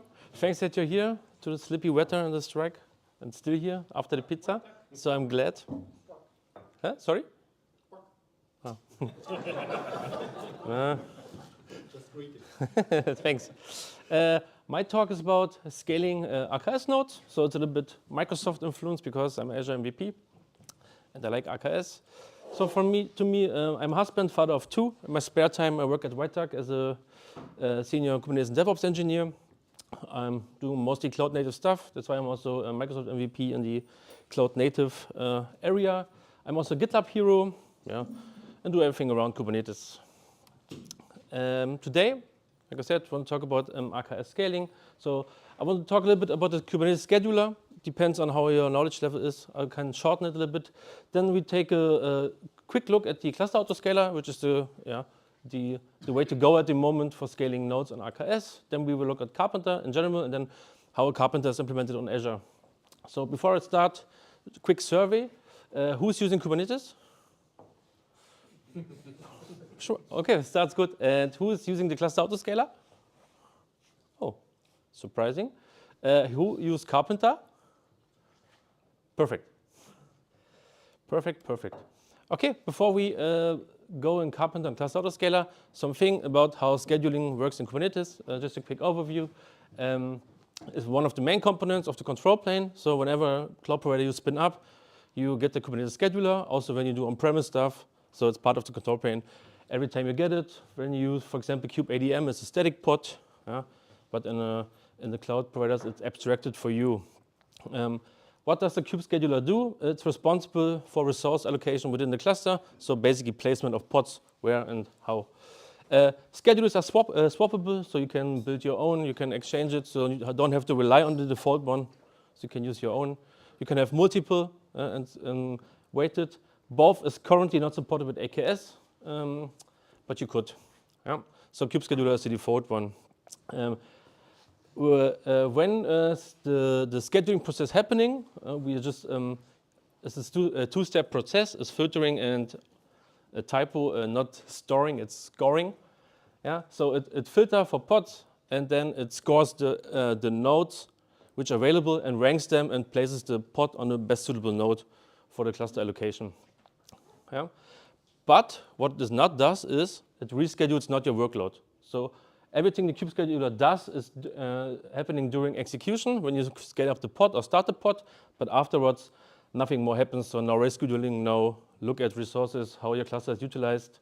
Therefore, we need other tools. When we do scheduling on Kubernetes, we have some constraints which we can use. We have resource quotas. So for example, if you have a high VM, we can use a VM which use, 2 cores or many of RAM, memory. We can define requests and limits, and then the scheduler searches for the most suitable node. We have tails and tolerations where we can control on which nodes we want to schedule things. We have selectors and affinity, like node affinity, anti-affinity. We can spread pods about nodes, keep them together, keep them away from each other. We can use pod distribution across zones, and we can we have the disk dependency limitations when we use this on Kubernetes, what we should not do, what we're doing. Yeah. So here comes the autoscaler in place. So when we have a cluster, this is maybe at the moment or for every cloud hyperscaler, it's the default autoscaler. Yeah, and what it does, it scales nodes up and down basically, just easy set. Yeah. When we use other technologies like HPA, VPA, KEDA, stuff like this, the cluster autoscaler is key to use for our dynamic workload. Yeah. And what it really does, it acts on pods with insufficient resources. Easy set, pods pending, which cannot be scheduled. Yeah. When there are pending pods, the cluster autoscaler starts working and schedules or scales up the nodes and places them together with the kube scheduler the pod on the node. A great myth basically is that the cluster autoscaler does not reschedule. This is wrong. the cluster autoscaler reschedules pods to other nodes when the utilization of a big amount of time, so it's really slow, but the big amount of time is really low. The cluster autoscaler will try to reschedule those pods into other nodes and remove the node and scale down. Yeah, there are some constraints with it. So if you have PDBs and stuff like this, it will not happen, but it can do it. And yeah, there are also annotations you can control it with. I don't know, save to evict, I think, annotation for the cluster autoscaler. And then it will scale down nodes. On Azure specific here, we use VMSS, so virtual machine scale sets. Basically, these are nodes created from an OS image template configuration. So every node in this VMSS is the same, basically. That's how AKS does it at the moment. And what you can also do here is you can scale your node pools or your nodes to 0 with the cluster autoscaler. So it only acts when there's a pending pod, like I said. We place it to a node. For example, we have GPU workload. We can say, hey, we don't want this node running every time, but when we need it, please spin it up, and then we have a GPU available, can do our AI stuff, and then the node goes away. Sorry? Yeah? Scaling nodes up and down means the amount of nodes or Yes. the size of nodes? The amount of nodes. The size is, comes from the VMSS, so you have this OS image and the configuration of the VM. For example, it has 2 cores and 8 GB RAM, and every VM in this VMSS which comes up is the same, basically. Yeah. And here's a small picture, just makes it more fluffy to work with pictures. So on the right side, you see the pods is in a pending state. The cluster autoscaler acts on any hyperscaler if the node is granted, because you have also like in Azure subscription limits. For example, you can only use, 94 cores. If this limit exceeded, the node will not be granted and you cannot schedule. But most of the time, it will grant the node, and then the pods are rescheduled on that new node. Yeah. We can also want to show it in a short way, just a small demo. Explore cluster autoscaler.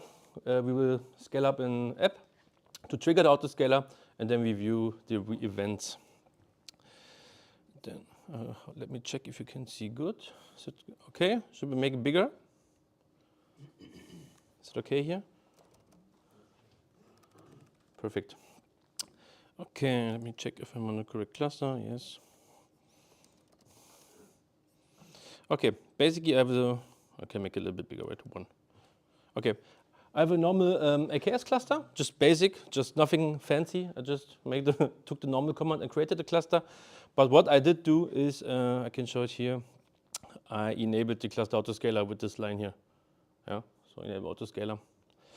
And what I have, by the default, when I don't specify anything, I have a so-called system node pool with 3 VMs. And what I also configured is that my cluster can scale. So the minimum what I need is 3, but it can scale to 10. Yeah. So what you can see here, it's a little bit. As you can see here, all the 3 VMs are standard DS2 V2. So really small VMs, nothing fancy. I think 2 cores. Oh good. I cannot mark today. Okay, here. And what you also will see is that the node pool type is a virtual machine scale set, as I mentioned. Yeah, it's a VMSS. Okay, and then what I can also show you when I make a get pods -a. So the autoscaler on Azure specific is completely abstracted away. It runs in a control plane, especially for you in your own somewhere. It's the biggest secret for Microsoft, where the AKS control plane for customers is running, but every customer gets their own control plane. And the cluster autoscaler, so you don't have to configure anything. It's out of the box, so just good to go now. What you have is a config map. I will show it in a few seconds. And what we can do is, I open a new browser. We will watch this for cluster autoscaler events. Ignore them, they are old from my demo before. I tested it for sure. This I already created, the inflate demo. It's just a pause pod with 1 core it requests. And now we can just scale up. Yeah? Remember, I have 3 nodes. Yeah. And then we can also look at the kube scheduler, what's happening. But you see it already here. So my pod triggered the node scale up, and it says it goes, you can see it on the left side, from 3 to 10, because I requested 10 cores at the moment. I have 3 nodes running. Yeah. Now you would say, okay, the nodes have 2 cores, but one pod cannot allocate 2 cores on one VM because there's system stuff running. So that's why we have 10 nodes. Now, when we wait a few seconds, until everything is ready, I can also open new things. And then you can see what the scheduler is doing. It says that the node is not available. There's no instruction TPU. It scales up, and then it places the pods together with places the pods on the nodes. And where is my? Yeah, ask. This Kubernetes autoscaler, is it standard Kubernetes or is it specific for the Azure cloud? No, it's I would say an industry adopted scaler. So every cloud supports it. So it's default. Yeah. And what you can see also here in the config map, yeah. So you can see the cluster-wide health. I have 8 ready, 2 not started, so it takes some time for the cluster autoscaler. It's around, when you use a VMSS, it's like 90 seconds. Could be more during the day in West Europe, but it's around 90 seconds normally. Yeah. But when we can see, oh God, why am I marking so bad? Okay. I hope you can make it a bit smaller. And what you can see here is almost our pods are running now, all running, and every pod is running on a different node.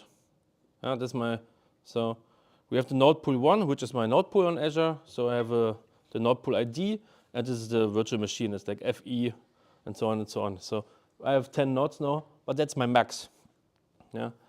When I now want to scale more, maybe another team, yeah, then I have it somewhere. Now it cannot scale anymore, and that failed scheduling, and nothing will happen. The pod will stuck in pending forever, because I don't allocate more resources to the cluster autoscaler. That's also the part where the cluster autoscaler is not.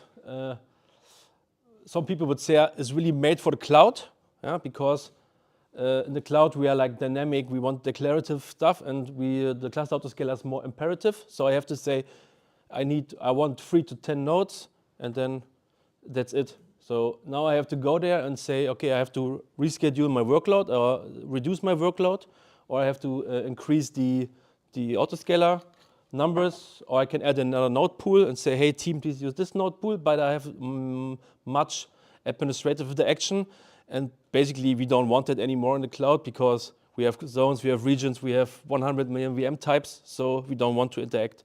And this is where the other topic or the other part comes now in, which is the Carpenter.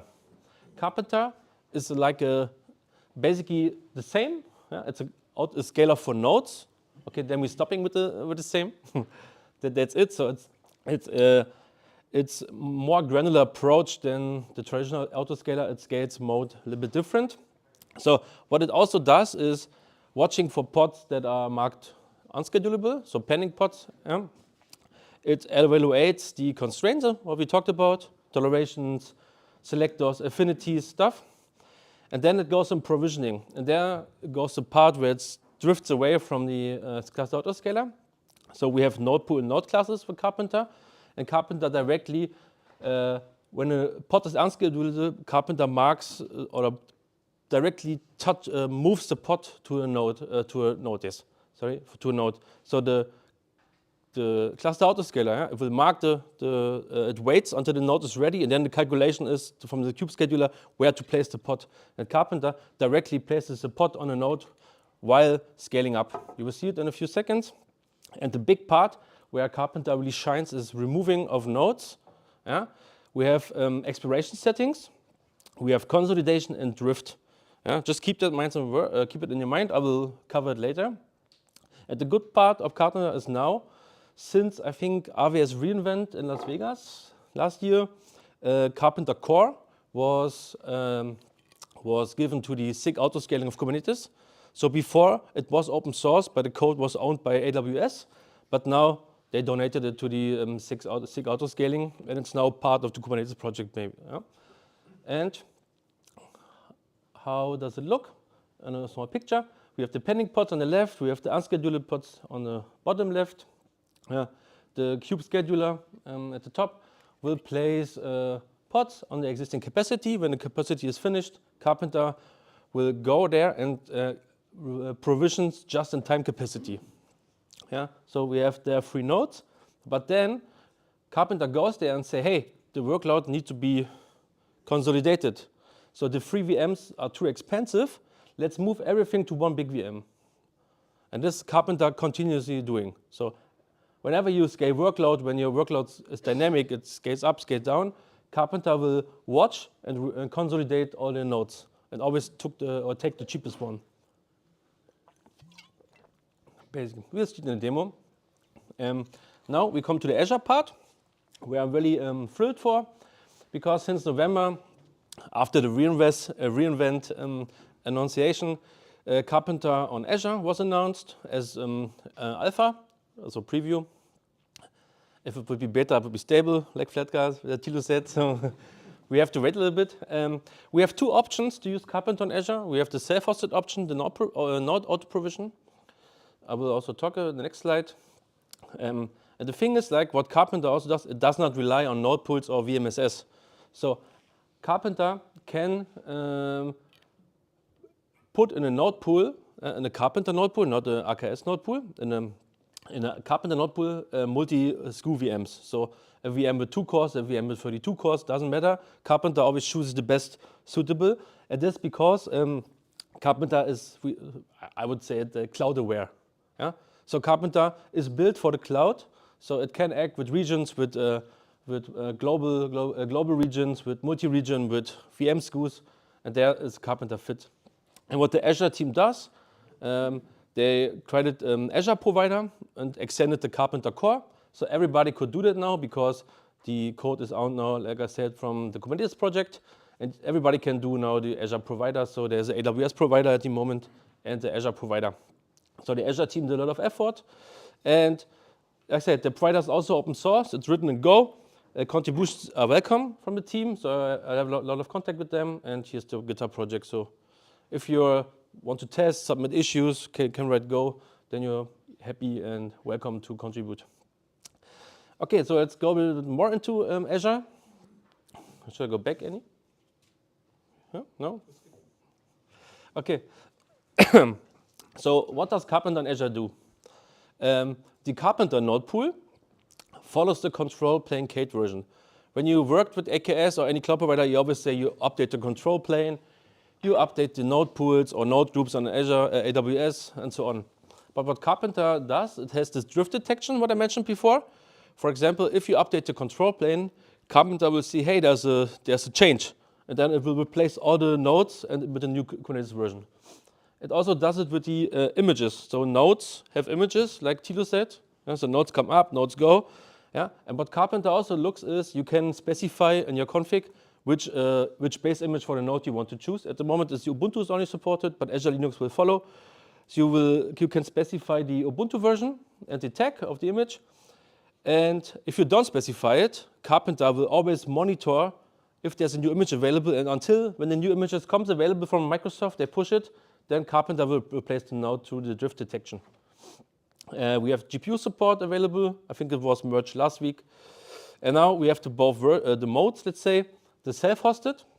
Basically, you install Carpenter Core and the Carpenter Azure provider over a Helm chart. Yeah? The benefit you get here is you get out of the box of observability like Prometheus, stuff like this. Yeah?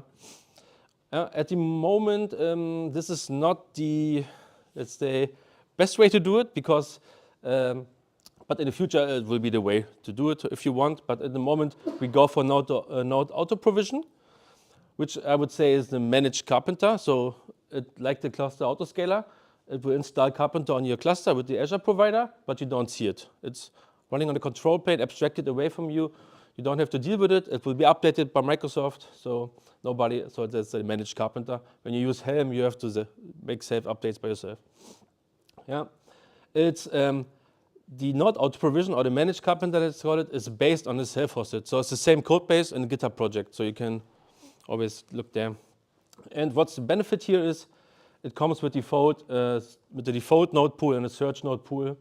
I will show it then, and node classes. Okay, then let's do a short demo. Yeah, go for it. Yeah, a bit louder, please. You mentioned that it's right now it's just self-hosted, right? The right now what? Sorry. We need to host it ourselves with Helm. No, self-hosted. It's just the wording. This is not the way you should do it now, yeah, because it's alpha preview. So the best way is to use not auto provision. What you can do, or what the Carpenter team recommends when you want to use self-hosted, you spin up a GitHub code space, and there's a make file, and then you can install it. Yep. And how does the authentication work? If it's running in the cluster and if it's not managed by the cloud provider, so when it wants It uses the RKS identity. So RKS gets the Kubernetes identity, and with this it authenticates against Azure and spins up VMs. Okay. Oops, sorry, I was too fast. I have to close. Okay. Here in the GitHub repo, I will show later. I added how you can install it, but there's also official docs. But at the end, it's also the same command. You add just the here not auto provision mode to auto instead of the enable cluster autoscaler. Yeah. Okay. Clear. I have to choose a second cluster. What we have here basically is the same cluster you see before. Yeah. The default cluster, 3 nodes. We have the same instance type, so I didn't choose any. We have the DS2 v2. The node pool type here is the same. Yeah, don't show it. I mean, it's a virtual machine case set because it's a And what we do now is we go. I can also show it. Get put a. As you can see it here, it's the same, except you have Cilium installed. So the Cilium EBF data plane here. I will explain later why it is like this. And but you don't have any Carpenter here, so you don't see it. Yeah. So it's running on the control plane, which you don't see, and it's managed. So I have the same deployment here, a pause pod, which requested 1 core. Oh wait, I wanted to watch for Carpenter events before. Okay, I'll do it like this, that's easier. I'll just take this one here, make it clear. Okay, no events happening here at the moment. Okay, then I will scale out this thingy here. And in the meantime, when it's scaled, let's look a bit around. What you get with Carpenter is you get API resources, CRDs. Yeah, you will see it here. These 5, if you can mark it. So basically, we have 2 which really interact. So the default one is the node pool here. So we define the node pool. I will show it then, and the RKS node class. And when you see the API version is carpenter.sh v1 alpha, so that's the Carpenter core installation. And the AKS node class comes from the Azure provider, which is on top. Yeah? We have node pools, node claims, machines, and AKS node classes. But the mainly is node pools, node classes, and node claims. Yeah? Think of node claims like persistent volume claims. It's a request on a resource for Azure, basically. This is the request on a VM, and Azure provisions it for us. Yeah. So, oops. Then, as I said, when we use node auto provisioning, we will get 2 node pools here, default and system search. We can look at them. And here's basically our Carpenter config. Yeah, I scroll up from the bottom. As you can see, it's also a Helm installation. Yeah, but it's managed, so we don't have to update it. So what we have here, we have a metadata. This is the name is default here. Spec disruption. This is important. We have a consolidation policy. So when the node is underutilized, it will be thrown away, basically. Yeah? So Carpenter will rearrange everything. What we also can do is we can set expiration date for nodes to keep our nodes up to date. Let's say every one day just throw the node away and spin up a new. Then we have always a new node image, basically. So we can set expiration, we take in 1 hour, 30 days, whatsoever. So then Carpenter will replace the node. Then what we here have, we have a template spec, I think you all know it from YAML, and we have our node class ref, which is also default. This is the AKS node class, I will show it also. And then we can set how our nodes should look like. So we want AMD64, we want Linux, we want on-demand capacity. So you have on-demand and spot you can choose from. And we have a SKU family, which is D. So basically, Carpenter now will search in all the 100 VM types of type D and give it to me. You will see it also in a few seconds. Then we have the system search, which is basically the same, but this one, for example, is for when the control plane, so your control plane, the system pushes out, do something. So that's why it's marked with the taint, critical add-ons only. So you can also do that. So when something happening, then as you can see on the description here, search capacity pool for system pressure. When something happening on the system node pool, it will leverage this. Then we have the AKS node classes. This is the Azure provider now. And what we basically here have, also default and search. I only will show the default now. And this is basically, think about the OS config. Yeah? So here we say Ubuntu 22.04, and what is our disk size. Later on, what is not supported yet, you can also pass configuration options to kubelet. For example, max pod setting on a node and so on. It's not supported in the alpha now, but it will come. Okay, then let's check what is our scale, what happened. So container creating, so it took some time.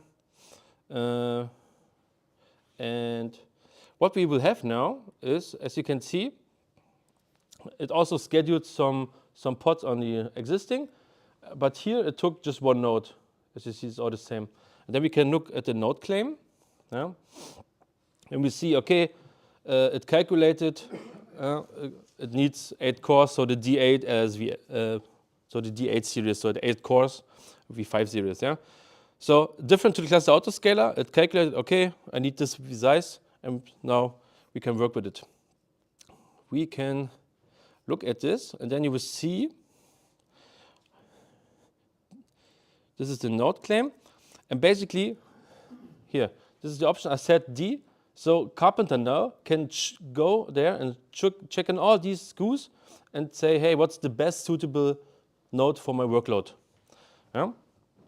And then you see the other stuff I configured, the Linux, the capacity type, and some stuff here, which is going from the Azure provider. Okay, now I can, remember I could not also scale it to 10 now. I think, yeah, did I scale it to 10? If you remember, I could, 10. On the cluster autoscaler, I could not scale to 11, just scale to 15 now. And I go to here, yeah. And you see what Carpenter is doing directly. I just instant it said, okay, this is going on this node. So it directly, without waiting and calculating anything, it allocates this pod to this new node, which is not there at the moment, but this is how Carpenter will do it. And also here, the pod is scheduled there, and then Carpenter is constantly checking here. I can't at the moment replace the node with the 8 cores.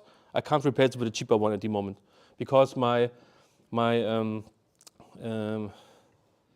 workload, my resources did not decrease or something, so I did not do anything. So let's wait something. I mean, the best I could get was for the 55 seconds with Ubuntu. I think when Azure Linux support is out, at the moment it's not supported, we will drop to 35, 40 seconds around, roughly. This is really good. Let's see if... what kind of resources does it look for?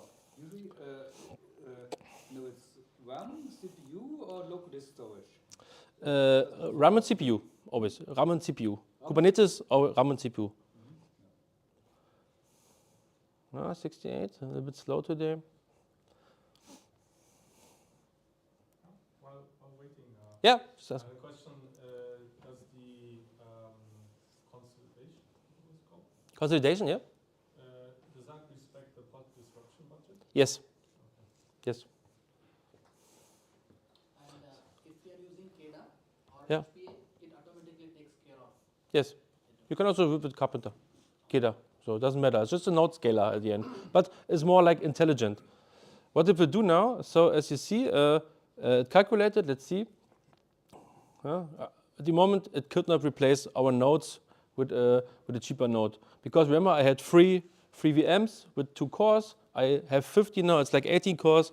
If you do calculations, we have 2 8 cores, 16, somewhere around. But when I schedule a little bit, scale my deployment a little bit down, you will see now. Watch for the events. Take some time for sure. Any questions in the meantime? Yeah? So usually Azure allows you to have a forecast on your AKS? Sorry, can you repeat a little bit louder? Azure allows you to have a forecast on the prices? Yes. Right, so you can look at your billing. This technically would reduce the cost, but the forecast is gone for the cost. Yeah, it's not supported at the moment. Also, a big open topic is reservations and saving plans. But what you can do if you have reservation saving plans, you could reduce the not to the D series, so you can specify which instances you want, and then it chooses the best out of these, let's say, 3 instances where you have this plans. Yeah, but this forecast is not supported at the moment. Yeah. So now it's launching. Yeah, go. The provider for Yeah. Azure Yeah. that contains the mapping of which node type represents what number of CPU units. No.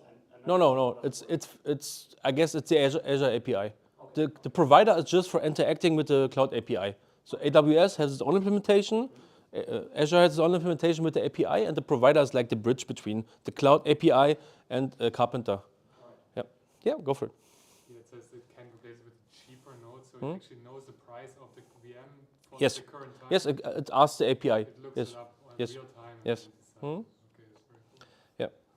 Yeah. Let's see what it does here. Let me check it. Meantime, I could also go. So as you see here, I schedule down, but it spawns a third node. Yeah. Because it not debug console, not at the moment. It consolidates now the other nodes to one node. Yeah? And now it starts evicting my pods. Yeah? And in a few seconds, when the node claim is ready, so now it's using a 4-core VM, and I think it will remove one of the 8-core VMs because it's cheaper, because it looks at the actual usage of our cluster, not anything else. Yeah? How sensitive is it? Like, how responsive is it to changes in the Immediately. It's like think of a Kubernetes controller. It's constantly monitoring and asking and doing stuff. And as soon, also when I would update the cluster now, it took a little bit long, it would immediately say, hey, there's a new version and we'll replace all the nodes. It's really not, it's not like waiting 1 hour. So when there's a change detected, it immediately acts on it. Sometimes I want it to not be as responsive. Right? Yes. Because there are just some thresholds, some parameters that I can. Yes. Okay, I could also scale it down to 4, for example. That will also take some time. But let us look at the node claims. It will evict the pod and start on. And then as soon as everything is evicted, everything is going up in place, it will remove the node. And that's also the thing why mostly customers, which I work with, are afraid of. Like what Thilo said, everybody's afraid of rebooting and everybody's restarting a pod, and normally in our world, nobody should care about rebooting a pod because Kubernetes is built that everything is dynamic. But we make it everything more static, and as Carpenter goes the way in the more dynamic world, where it doesn't matter if it's rebooted. But except, I think Flatcar does more the way of rebooting. Carpenter goes more in the way like removing the node and spawns up a new. Yeah, we actually support in-place updates, particularly for stateful workloads. Yeah. Yeah.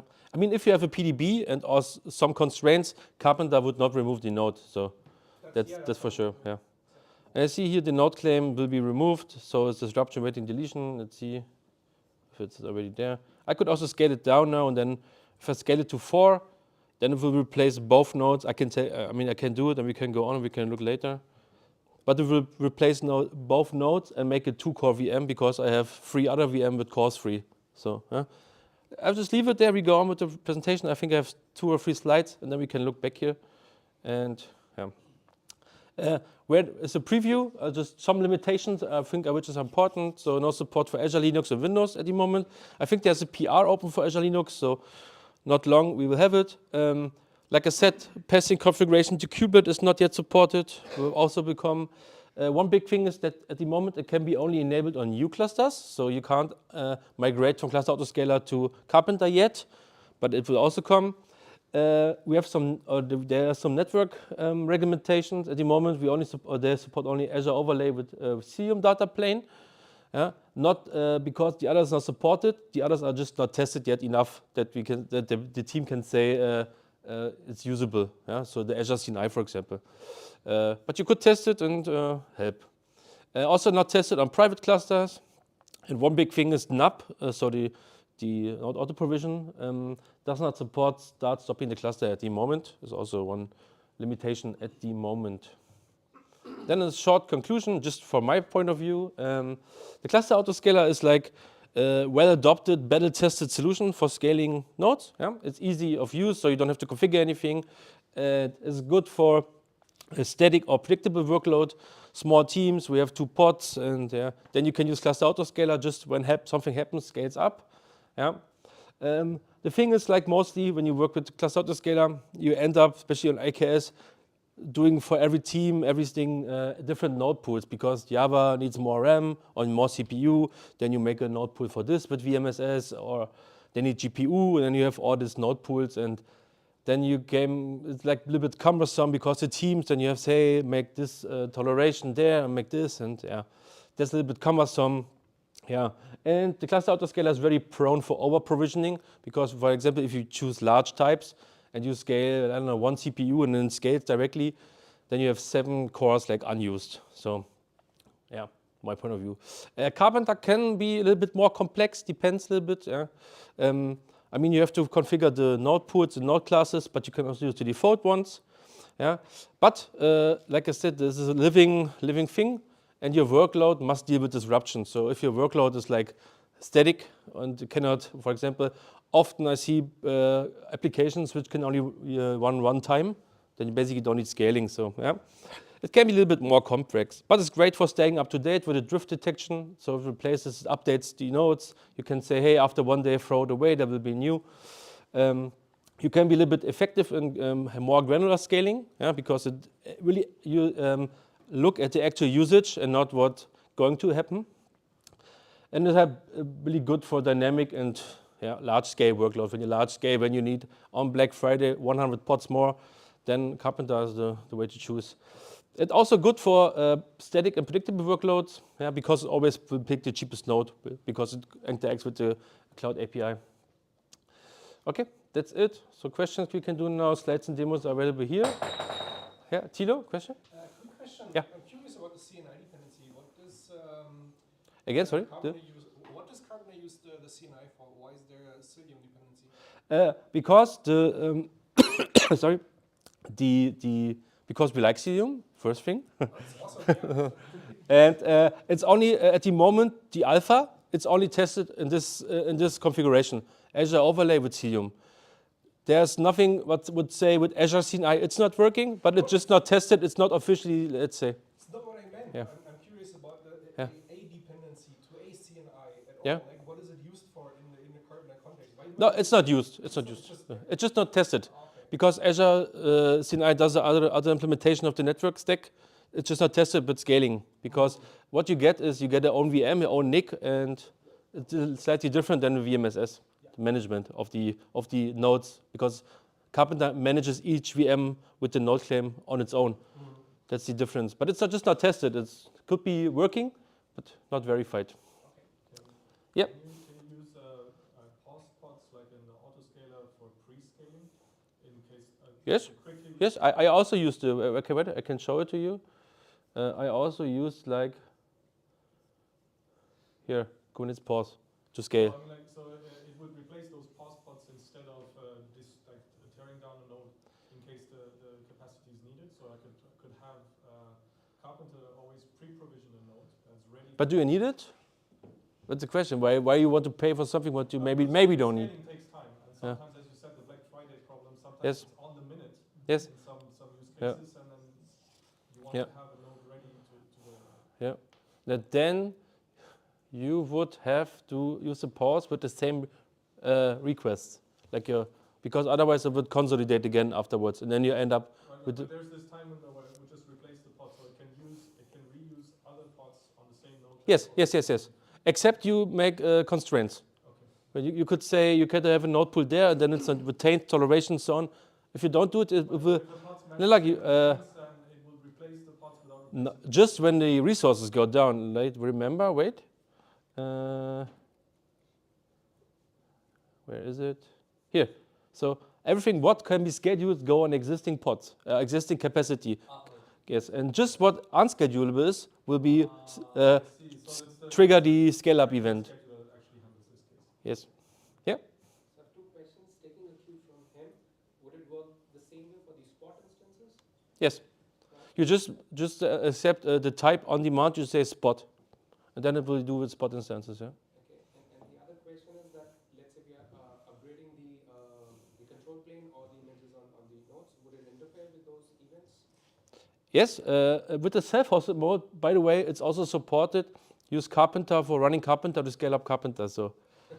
That's a it was a little bit complicated, but the self-hosted would not rely on the one system node pool. So it could also use Carpenter to scale up the control plane. So your control plane, not the Azure managed control plane. Right. So by interfering, I mean conflict. Would it conflict with what? So we are upgrading the control plane, and it is trying to bring down one node, and Carpenter is trying to do the other. No, because a good question. We should talk over the beer about it. Yeah.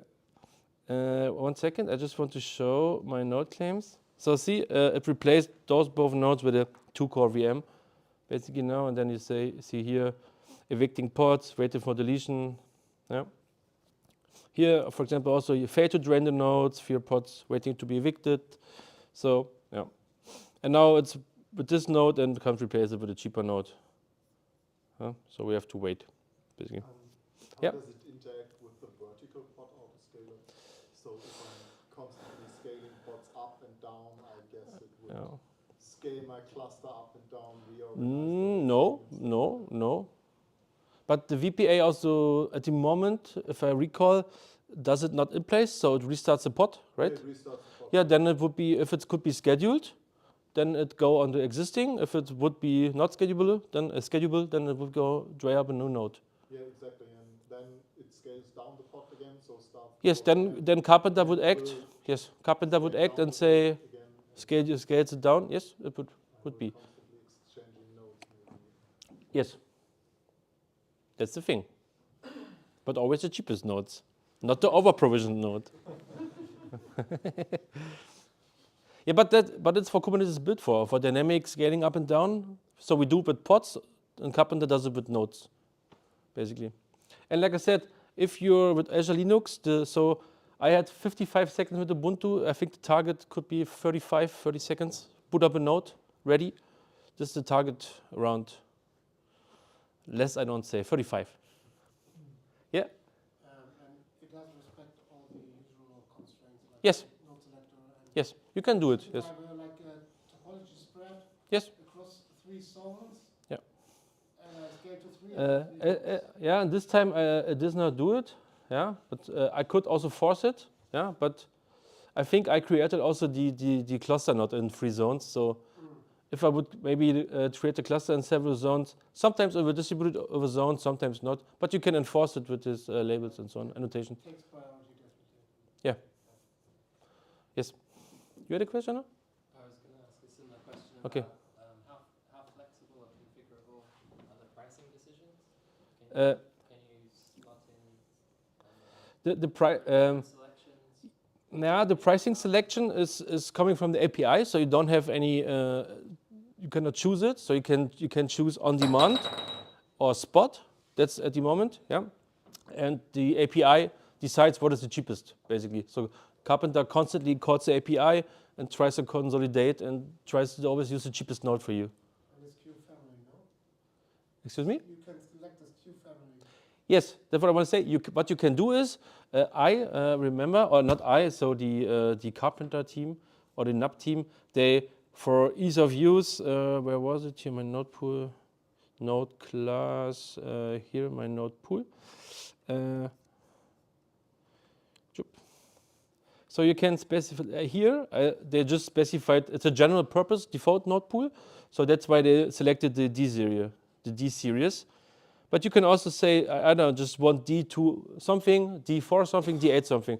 Then Carpenter will take this three and looks where's the best suitable, what's the best suitable SKU for this actual workload.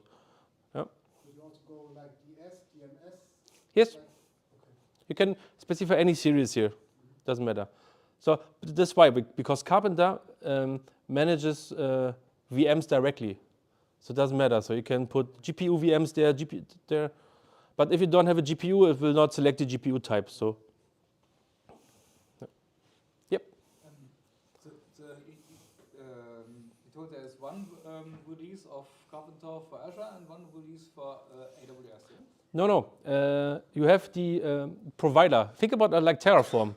You have Terraform Core and several providers, and now Carpenter is the same. You have an open source Carpenter provider, Carpenter Core project, which is maintained by SIG Autoscaling Kubernetes, and Azure and AWS, they build provider on top of it.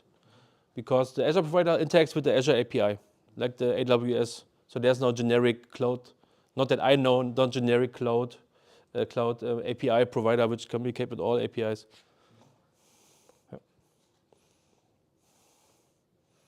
More questions?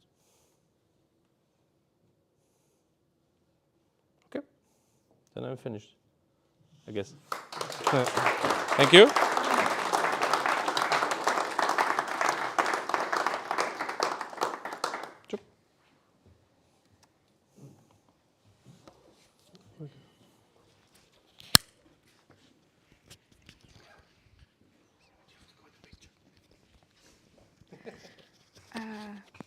Right, that was it for the first meetup of 2024.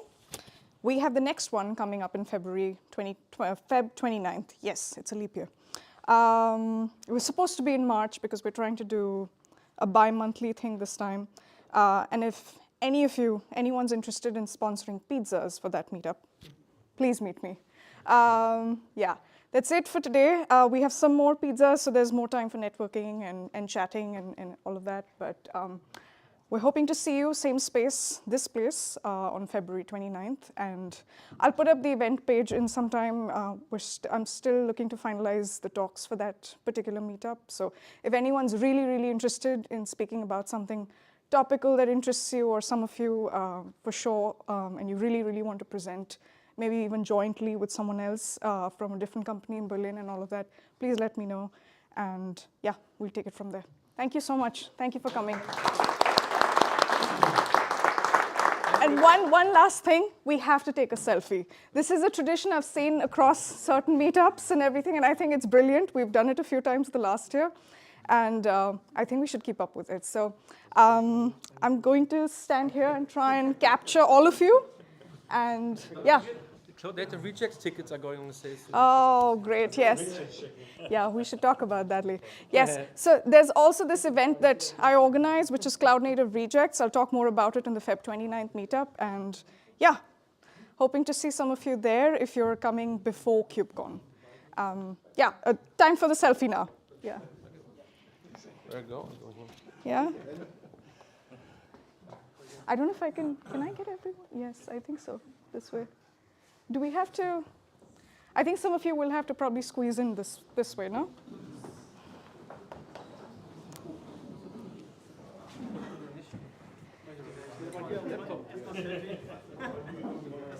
Does anyone have like a? I should get a selfie stick for this, but okay.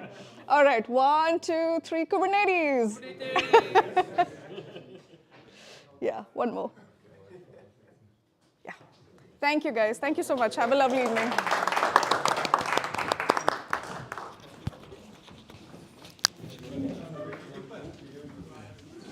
Okay. Oh, this way.